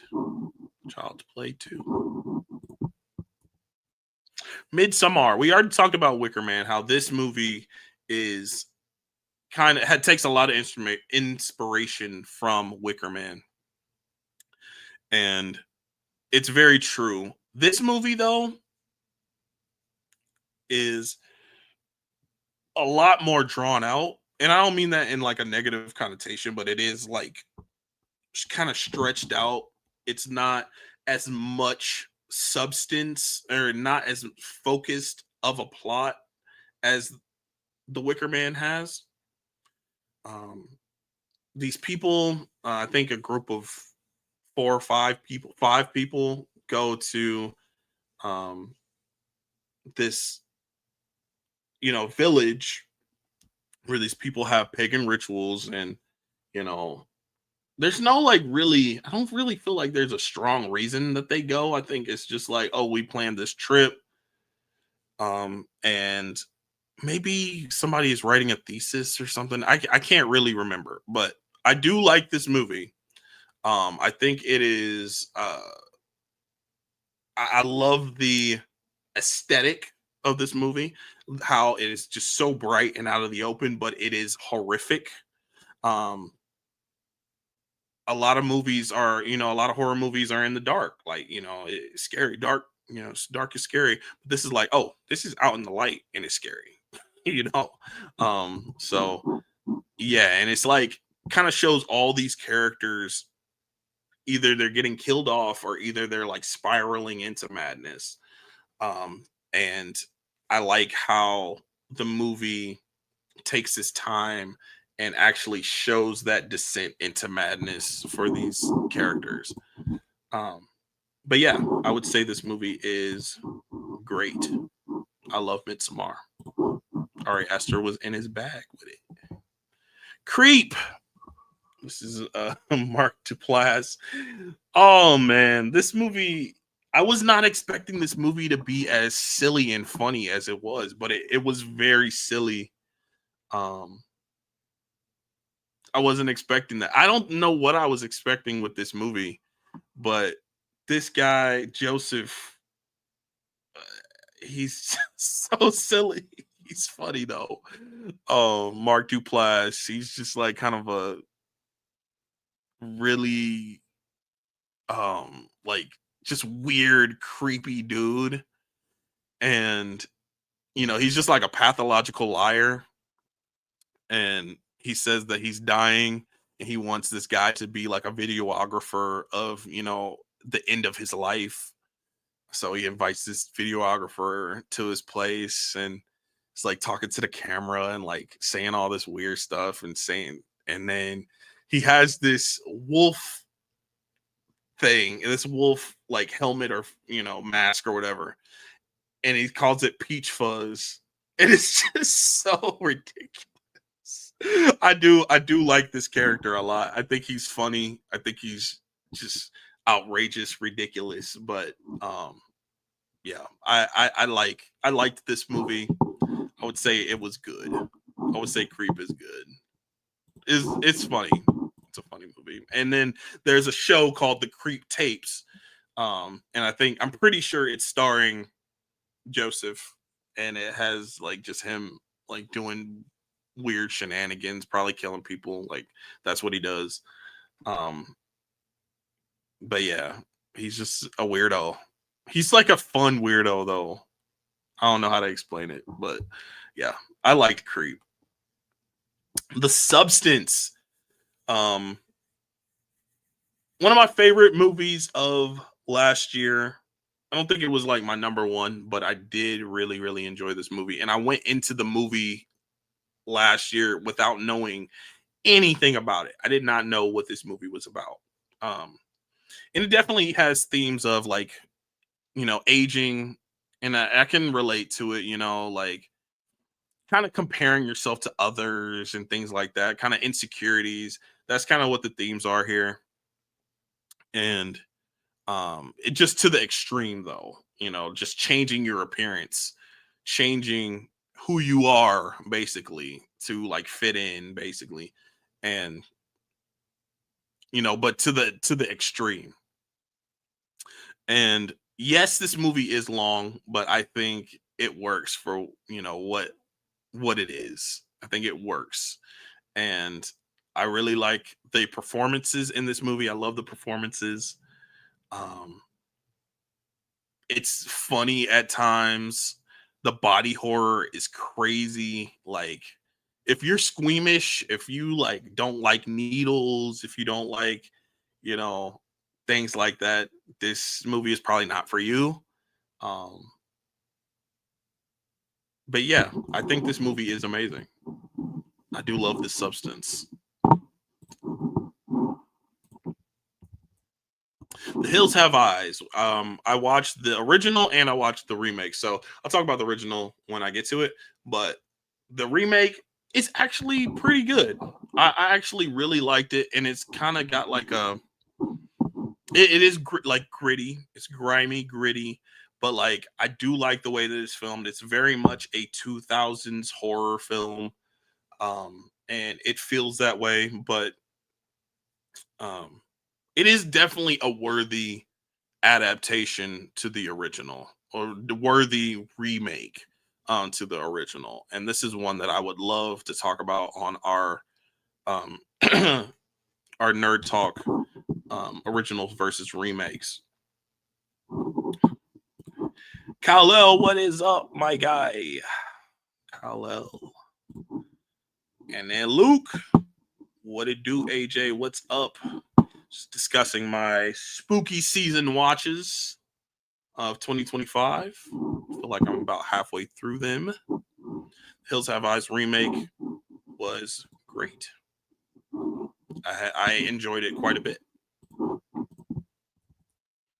Carriers. This is a movie that I've seen before. Actually, this is a Paramount Paramount Vogue. I want to say Paramount Vogue or Vintage Paramount Vintage film, which is like kind of a subsidiary um, studio of Paramount, and it definitely feels like an indie zombie film, indie infection type film. And I like it. I like this movie. I liked it when I first watched it years ago. I think I watched it when it first came out. It's like a 2000s infection movie. Chris Pine is in it, and I love seeing Chris Pine in a horror movie.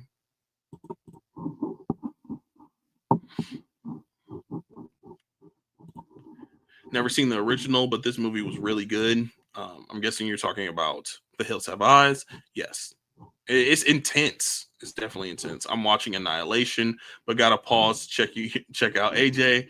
Yeah, I appreciate that. Annihilation is a good movie actually, and I another quick plug. I did a first time watch for Annihilation on my YouTube channel. So if you ever have a chance to check that out, check it out. I did a first time watch for that. Sequel remake wasn't bad. I enjoyed with Flex Anderson in it. Nice, nice. You got some good ones here. I'll catch the full replay tomorrow. Nice. Appreciate that, brother. But carriers, good. I think the movie is good. I liked it.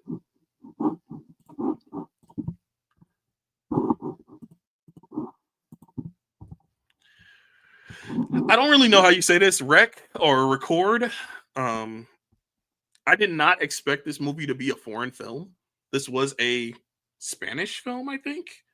When I was like, I never did look up what language they spoke, but like I took 3 years of Spanish, so I felt like they were either speaking Spanish or like Italian, something that along those lines.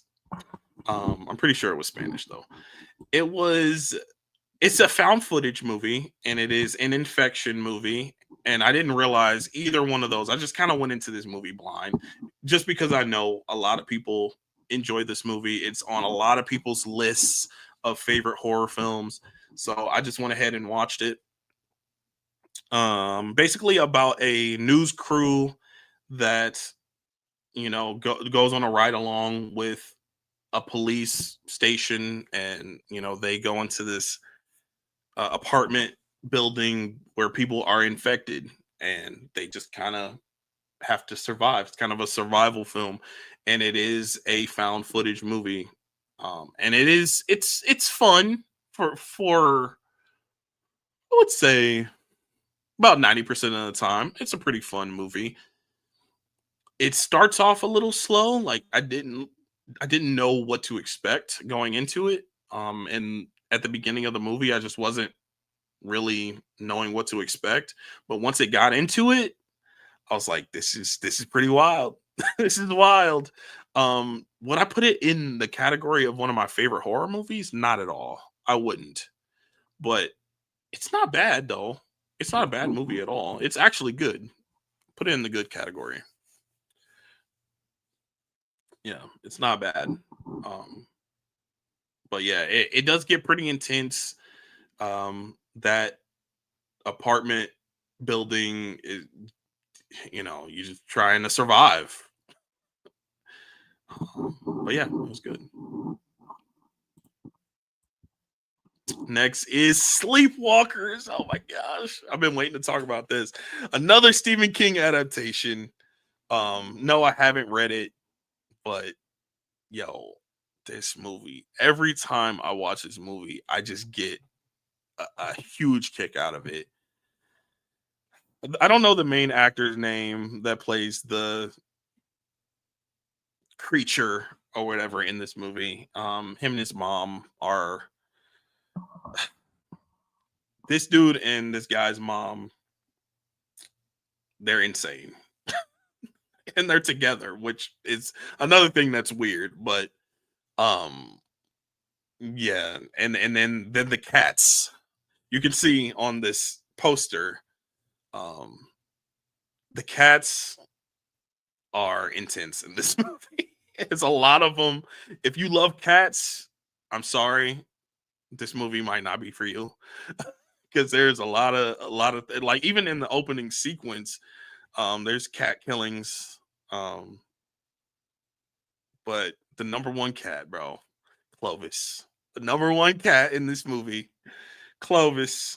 Oh man, I love this movie.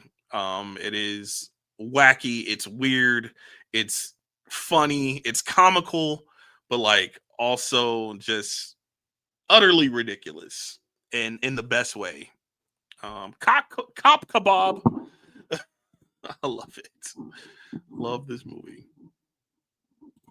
Um, it yeah, it might be a novella or a short story. Sleepwalkers. Yeah. Do the cats eat people? No, they don't eat people, but they they attack the creatures that are featured in this movie, and the creatures that are featured in this movie um kill the cats. So gets me every time. Yeah, cop kebab, hilarious. So, is it a good movie? No. Is it fun? Yes, and I would say it's great just because of how much fun that I have with this movie. So, Sleepwalkers is great. Next is the original The Hills Have Eyes, and this feels like a grindhouse film as well, and it's just kind of gritty, kind of very 70s feel to it. Um, going not like the remake. The remake kind of like it builds that anticipation, which it has like the same setup and everything, but I feel like the remake is a lot faster paced. This movie takes a while to get going and to get like kind of intense, but once it does get intense, it's kind of insane. It's about this family, and they're driving, they're trying to get somewhere, and their car stops in the middle of the nowhere, like in the desert, and there are these like savage people that are doing savage things, and intensity ensues.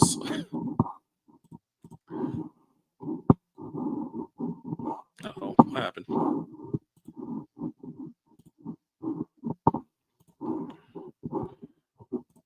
Yeah, probably in Stevens Coke era. I could definitely see Sleepwalkers being in that era for sure.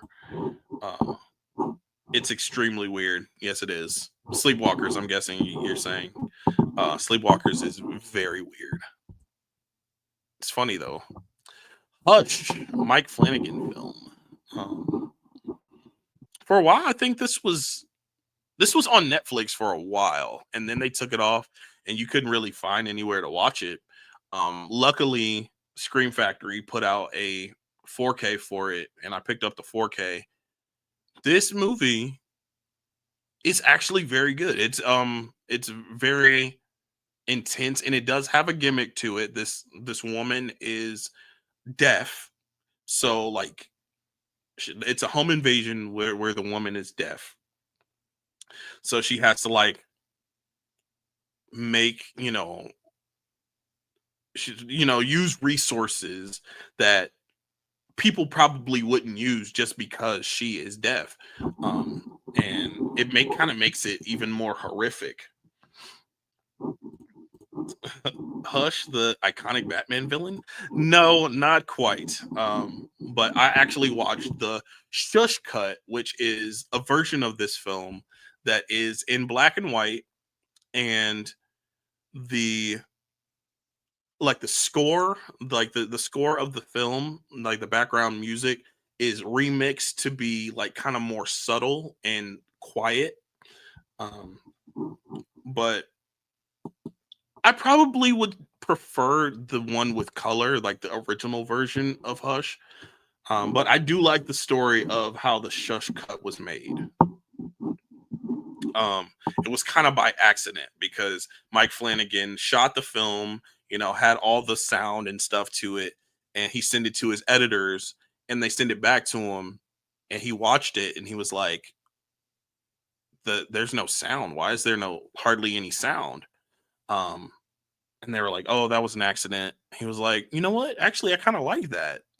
So they kind of like mixed it to where um it was like just the score is more subtle. The It's black and white, so like the what do you call it? Would feel, touch, see, the senses. Your senses are kind of muted a little bit watching the movie, so you can kind of experience similar things that she's experiencing. But yeah, I probably prefer the original cut though. Casper, Casper the Friendly Ghost. This is probably my third or fourth time watching this movie. I love it. I love it. Amazing. Did I give Hush a rating? I would say great. Hush is great. And then Casper is amazing. I love this movie. It's fun. Kind of gives Beetlejuice Adams Family vibes, not just because the actress that plays Wednesday is in it, but it's kind of that vibe. Kind of gives that vibe. Next is the Ring, the remake to the Ring, American remake to the Ring. Very creepy, very eerie film. I do like the feel of investigating, and it's just slowly getting creepier and creepier and creepier. You will die in 7 days. Yeah, this movie is great. I think the movie is very good. Sleepaway Camp. This is another movie that I did a first time watch on the channel. This movie is not good to me. Honestly, I don't feel that this movie is good. It is very, very campy, no pun intended. Just kind of outrageous, and then the reveal at the end is just wow. They went there. But do I enjoy watching this movie? I do. The mom in this movie cracks me up every time just because her line delivery is deliberately just outrageous and over the top. But yeah, I would put this in the good category just because I personally enjoy watching it, but I don't find this to be a good movie. No. Name's Meg. M-E-G. Jennifer's Body. This is a 2000s classic, man. Like, this is one that everybody was talking about when I was in high school, and now that it's like got a resurgence. Like, every generation, like this movie finds pretty much every generation since it's come out. Jennifer's Body. I guess she's a vampire. I don't know what she is. She's some kind of creature, turns into some kind of creature of the night, and devours boys. This movie's great. I have a lot of fun watching this movie every time. I love Amanda Seyfried's character and performance, and yeah, Megan Fox's performance is great as well. So, in the great category, Resident Evil Damnation. This is the second film, I believe, in the CG Resident Evil franchise. It is starring Leon, and we follow Leon in this movie. I don't love the first two. I only watched the first two Resident Evil CG movies, and they're decent. Like, the first one was kind of just like, I'll talk about that later. But this one, I could grab onto the story a little bit more. But like, essentially, they feel like cutscenes of a game. So I'm gonna say okay for Resident Evil Damnation. It's okay.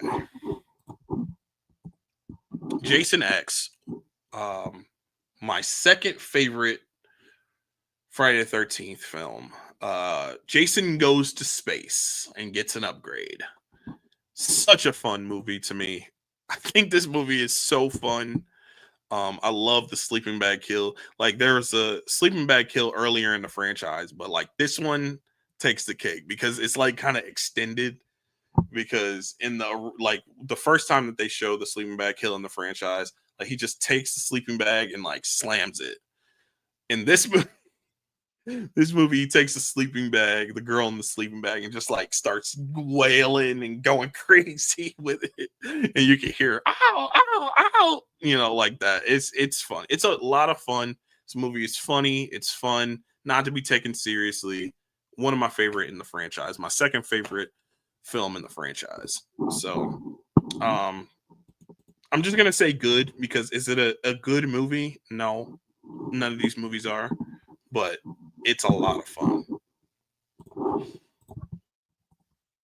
Jason Goes to Hell. I don't like this movie as much as some of the other ones. I was going through the Friday the 13th franchise this year. I didn't watch all of them in spooky season. I watched them earlier in the year, but um, I think starting with seven, I think seven is where I started in spooky season. Um, yeah, this one I don't love. Um, I think going supernatural is an interesting choice for this movie, but yeah, I don't know. This one isn't my favorite. I would say it's okay.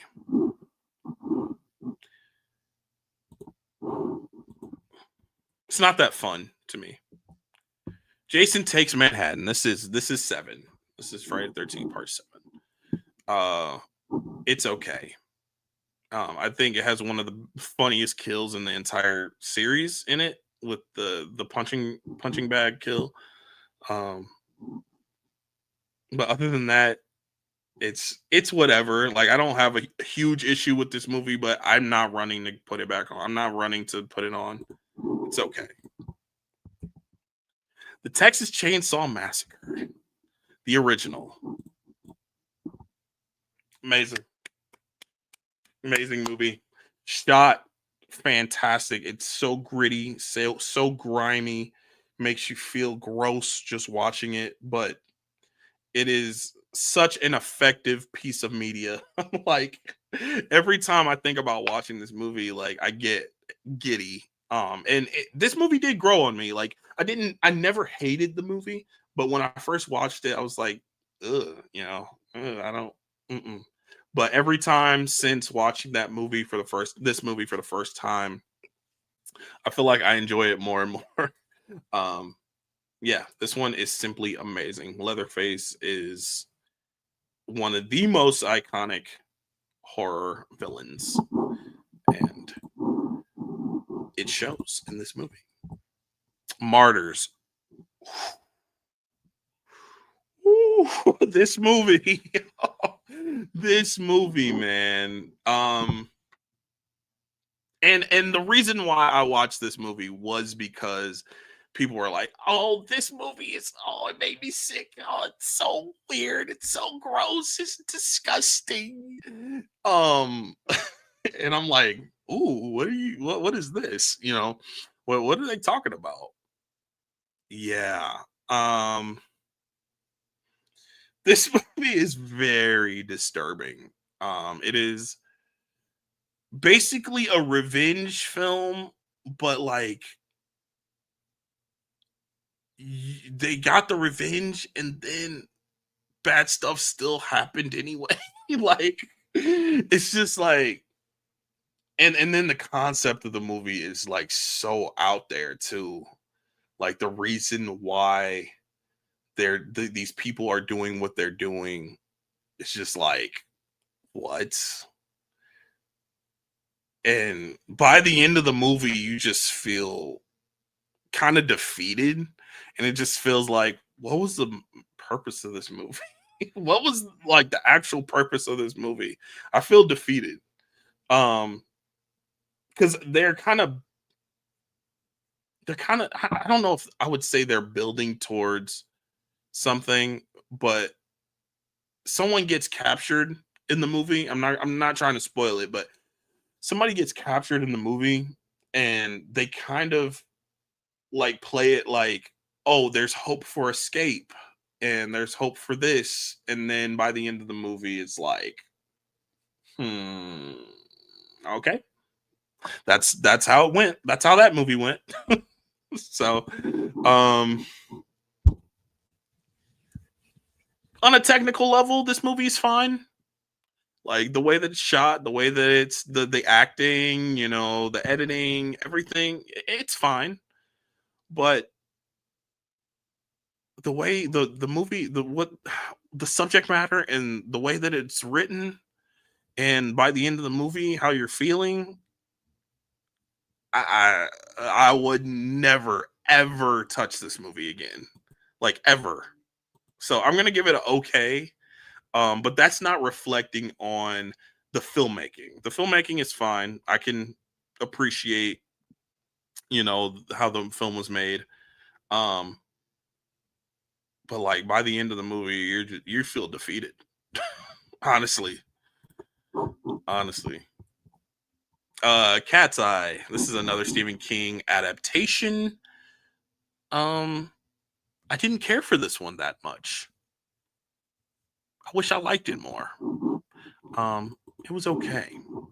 I wish I liked it more. It wasn't horrible. It just was like I was not interested in any of the. It's an anthology film. It has 3 stories in it. I wasn't into any of them, which was interesting. Like I was expecting to be into at least one of them.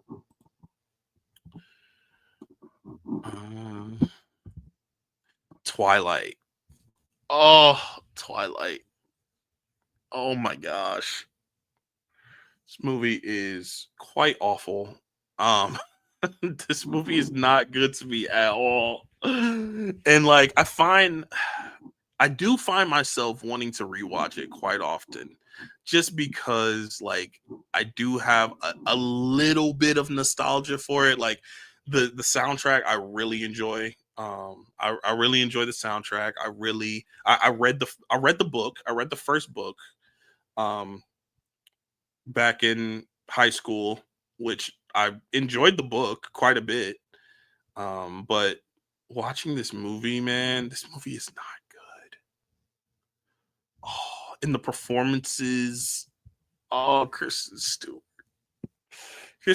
and Robert Pattinson. Like Robert Pattinson has redeemed himself since, but like Robert Pattinson's line delivery in this movie, his dialogue, how his dialogue was written, and his line delivery combined, oh, so bad. And Kristen Stewart, she's barely redeemed herself in my eyes from this. Um, I do like her in the Princess Diana movie. What is that called? I forget what it's called. But that movie she was good in. But this is just it's a time capsule of just trash. This movie is not good. Uh I just don't like this movie. I don't think it's good. But I did watch it. And I would say this movie is pretty bad. This movie's pretty bad. Which this is my only this is my second film that I've done so far that is in the bad category. So that's pretty good. I feel like that's decent. Underworld. This is another vampire werewolf movie. But it's an action film, and I genuinely enjoy this movie. I don't think it is perfect, but I do genuinely enjoy this movie, and I enjoy the lore of this movie. So I'm gonna say great for Underworld. Resident Evil Degeneration. This is the first film in the CG Resident Evil franchise, and like I said, with that second film, this one felt more like a lot of video game cutscenes put together. Like a compilation of cutscenes from the video game. It was very okay. I'm not gonna say it's bad, but it was very okay. Bone Lake. This is one I feel like went under the radar.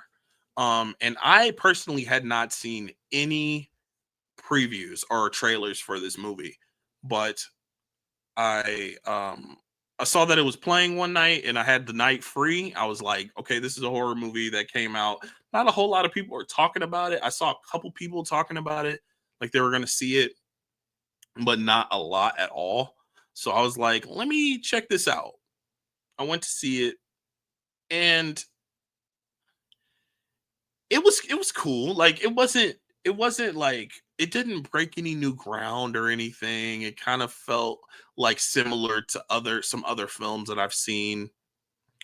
But like I kind of liked it. I think the humor really worked in the movie. Some of the things were a little disjointed, but I did really enjoy the third act of the movie. Um, and I like the performances too here. The characters were kind of dumb. Like I thought they were a little dumb.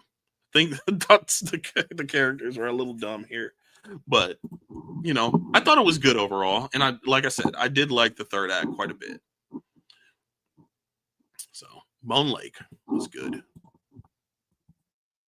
Rocky Horror Picture Show. This is an annual watch of mine, and my mother-in-law really enjoys this movie. So we like make it a tradition that we always watch this around October season, spooky season. Rocky Horror Picture Show. It is great. The movie is great. Let's do the time warp again. Edward Scissorhands. I recently seen some people say that this movie is kind of boring. It's not very good. I understand where people are coming from with that. I don't relate. I can't relate to that because I do very much enjoy this movie, but it's not a whole lot going on. The concept of this movie does not quite fit what this movie, ultimately is. It is a coming of age story. This is not a horror film. Is this guy kind of a freak? So you watch it around, spooky season. Yes, this guy is a freak. He has scissors and knives for hands. Like, yes, for fingers. But it's kind of like a heartwarming, coming of age story, honestly. Like this guy could be chopping up people and killing people and slicing people brutally, but like he's very gentle, he's timid. He's just trying to navigate this world with his condition and like what he has. So like it's a very heartwarming film and I thoroughly enjoy this movie. Like I said, it's not a whole lot happening in this movie, and there's some comedy here that just, it might not work for everybody, but Edward Scissorhands is a great film to me. I really enjoy it. 28 years later, this was a first time watch for me around spooky season. I know it came out earlier this year, but I finally watched it. It wasn't for me. I didn't love it. And I just kind of find that this franchise isn't really quite for me. Now, do I hate any of the installments in this franchise? No. I did not hate the first one. Didn't love it, but I didn't hate it. The second one I actually kind of liked. And this one, it's just okay. It's just okay. I am looking forward to the next one though. I do want to see the next one, the Bone Collector. What is it called? Bone something. Temple, the Bone Temple. Yeah, I am looking forward to that. But this one was just okay to me. I feel like it's a little disjointed. Like it doesn't follow a strict tone. Like it's kind of all over the place with its tone, and like I don't really know how to take it sometimes. Corpse Bride, one of my favorite. Is it my favorite? I would say maybe my favorite spooky season watch. My favorite watch during spooky season. So I look forward to this movie the most. And this was the first movie I watched in October. Got that 4K. The 4K looks immaculate. And yeah, I thoroughly enjoy The Corpse Bride. I love it. Carrie, this is one of my. Oh wait, let's go back real quick. Amazing, amazing for Corpse Bride. Did we rate the last one? Yeah, I think I did. Just okay for that one. Corpse Bride, and then Carrie. Amazing. I love this movie, and I watched it for a segment on our Nerd Talk channel called Originals versus Remakes. So I watched both the original Carrie and the remake to Carrie. Yes, I love this one. I love it. Sissy Spacek, fantastic. Friday the 13th, part 6, New Blood. This is basically Carrie versus Jason, and it should be a lot more interesting than it is. Love the concept. The execution falls flat. It's just okay. New Blood's just okay. The Conjuring Last Rites. This one just released. This Conjuring 4. I know a lot of people said that it was like mid to low tier Conjuring. I have like different. I have a different view on these movies than a lot of people do. Like, I like these movies for the most part. Even the ones that people consider like just not good, like La Llorona, the Curse of La Llorona. I can tell you, like, no, it's not good, but I don't hate it. Same with like Annabelle, the first Annabelle. I don't hate the first Annabelle. Most people just are like, this is the worst movie ever made. Like, this is the worst horror movie. Like, I don't hate those movies. They're just okay. But I feel like this movie was quite good. I enjoyed this movie quite a bit. Now, there were some aspects that I was just like, they shouldn't have gone that way. Maybe it should have been a little shorter. Maybe they should have balanced the home life and the horror elements a little bit better. But I would say this movie is good. Like, I felt like it was heartwarming in some areas. And other areas, it was quite frightening to me personally. There was something that they did with Annabelle that was utterly ridiculous, but I kind of put that to the side because I liked the movie overall. But yeah, Conjuring the Last Rites, Conjuring 4. It's good. This is the Carrie remake starring Chloe Grace Moretz and Judy Greer. Judy Greer and Julianne Moore and some other people. I'm not gonna spend too long on this because we talked about this on my Nerd Talk on our Nerd Talk channel. This movie is not very good. It's kind of like nothing to me. It's like borderline bad and okay. It's like borderline bad and okay. But I'm just gonna put it in the bad category because number one, I haven't put a lot of things in the bad category, and also it's just it kind of is bad. Like, it's kind of bad. Like, definitely as a remake, it's kind of bad. And then as a movie, it's more bordering on okay to bad. But yeah, I'm just gonna put it in the bad category. It's bad. Clown in the Cornfield. This is a 2025 release.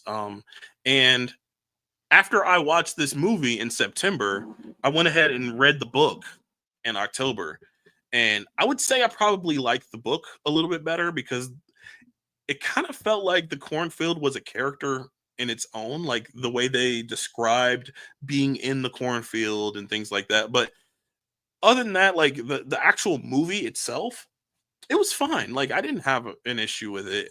There were some things that were just kind of felt repetitive and like something that I've seen before in another movie, but other than that, like it was fine. Like, I liked the characters. I liked Quinn quite a bit. So yeah, Clown in the Cornfield is good. Nothing more, nothing less. Final Destination Bloodlines, a very, very solid entry to this franchise. One of my favorites of the franchise, but I will say that it's not perfect. It's a lot of fun. I really like how they kind of changed things up a little bit with the lore and the concept of the film. But it's great. I think Final Destination Bloodlines is great.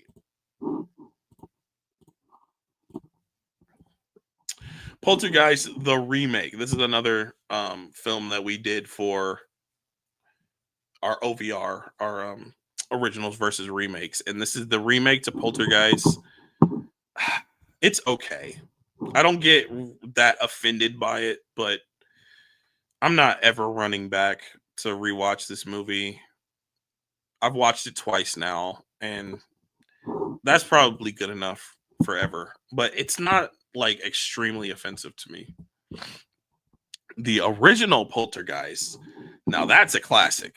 Um, Amazing, simply amazing. They're here. I love this movie. Very good film. Amazing. I Know What You Did Last Summer. Oh my goodness. This movie is so bad. Um I did not like this movie at all. Um I'm so glad I didn't watch it in theaters. This is one that I waited for streaming. And like look, I'm not even that big of a fan of the original. So when this movie, was announced and I'm like, why are we doing this? And then I watched the movie and I'm like, why did we do this? And then they had the nerve to do a post credit scene teasing another one. Goodness. Yeah, the movie was quite bad to me. This one it's a solid, it's not borderlining on anything. It is quite bad. Wolfman. This one didn't get a lot of great reviews. Which it came believe it came out at the beginning of the year, like January. Yeah, around there, January or February, like one of those. Didn't get great reviews. So that's one reason why I was a little apprehensive to watch it. I had planned on seeing it in theaters, but I just didn't get around to it. And then it came out on digital, and I was like, I still didn't get around to it. So spooky season came around. I was like, okay, let me actually sit down and watch Wolfman. It's fine. It didn't really impress me in any way other than there are a few scenes in this movie where you can see the perspective of the Wolfman. Um, it is in his perspective, which I really like how they edited that and what it looked like. It kind of like things kind of looked inverted, like an inverted image. I did like that, but other than that, this movie was just kind of okay. This movie was okay. I didn't love it. Didn't hate it though either. Bring Her Back. This movie is creepy, eerie, and just like mean. Like this is a mean movie. Like this is uh, uh yo, the whoever I can't remember the actress who played the mom in this movie, but the mom in this movie was like she did a very good job as in her performance, as portraying like a crazy person. um yeah, this movie has very disturbing images, but it had like that creepy feel to it. And as the story progressed and we got to find out more things, it was just got creepier and eerier and darker, and it very effective. It was very effective. So I would say this movie was great. I enjoyed this movie quite a bit. Um, did I get scared? Nah, but it was definitely creepy and very effective. The Black Phone 2. Yeah, so I watched The Black Phone 2, and it was I don't know if I want to say I liked it better than the first one, but I would say there are elements that I enjoyed more. Like I connected to the characters more in this movie, but I felt like the story was not as good. I don't really love the story of the first one, but like I feel like it was a lot more focused. We kind of knew what we had to do, even though I didn't love what was happening. Like I could kind of understand it more. This movie, like, yes, it did have a focused plot, but like getting to where we needed to go was just like a little messy. I don't know if that makes sense, but that's kind of like how I felt about it. Like I felt like, how do we really get rid of this guy? Like, do we know? And then they were just kind of like trying whatever stick. Like they threw stuff at the wall and trying whatever stuck. And there was never like any clear, like, oh, this is how we defeat this dude. Like, it was just like, let's try this and let's try that. And I don't know. Ethan Hawke, he was good in the first one. So him in the second one was very good as well. I just didn't feel like satisfied with this movie. Like I felt like this movie was okay. Um, did I like it more than the first one? I feel like they're about on the same playing field. They're about on equal to me.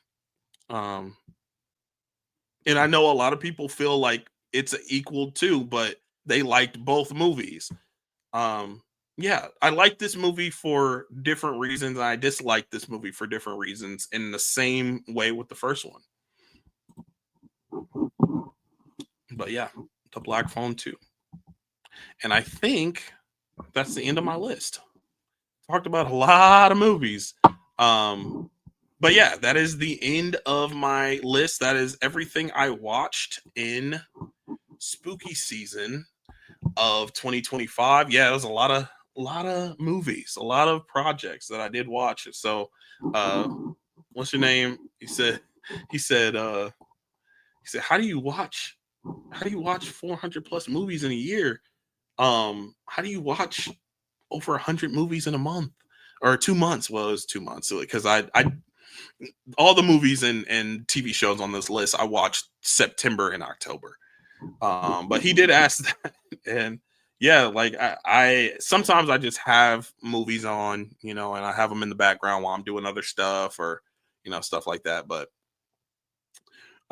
yeah, I watched a lot of movies, and uh, I would say for the most part, I enjoyed my watches this year. There were some obviously that I did not care for, some that I wanted to watch but didn't get around to. I know Silent Hill was one of the movies that I wanted to watch this spooky season. Train to Busan was another one, and what was the other one? There was another one I wanted to watch. Train to Busan, Silent Hill, and there was another one, but I can't even remember right now. But anyway, that is my tier ranking for every spooky season watch that I watched. I don't think I forgot any. I think that was all of them. Um, but yeah, there was some good ones. It was some not so good ones in there. But yeah, I enjoyed doing this. I enjoyed doing the tier ranking. I put them in categories. Now you can go back and see, what I listed as what. And maybe I'll be back next spooky season and watch some of the same movies. Have, maybe my thoughts will change. Maybe I'll love the Black Phone next time around. I don't know. Probably not. But anyway, I am gonna get out of here. If you enjoyed videos like this, make sure you like the channel, subscribe to the YouTube channel, follow me on socials, Instagram, Twitter, Letterboxd, Serialized, all those. I post all the movies that I watch on Letterboxd and all the TV shows that I watch on Serialized. So go ahead and check me out there and follow me. And yeah, I'll be back whenever. I don't really know when I'm gonna come back and do a tier ranking, but I do know that I have a Blu-ray update, Blu-ray / 4K update that's coming out soon. So stay tuned for that. And thank you for the people that came out and hung out, and thank you to everybody watching on the replay. I appreciate your comments, your likes, the subscriptions. I appreciate all that, you guys. So I'm gonna be out of here. Thank you for watching, and I will catch you guys next time.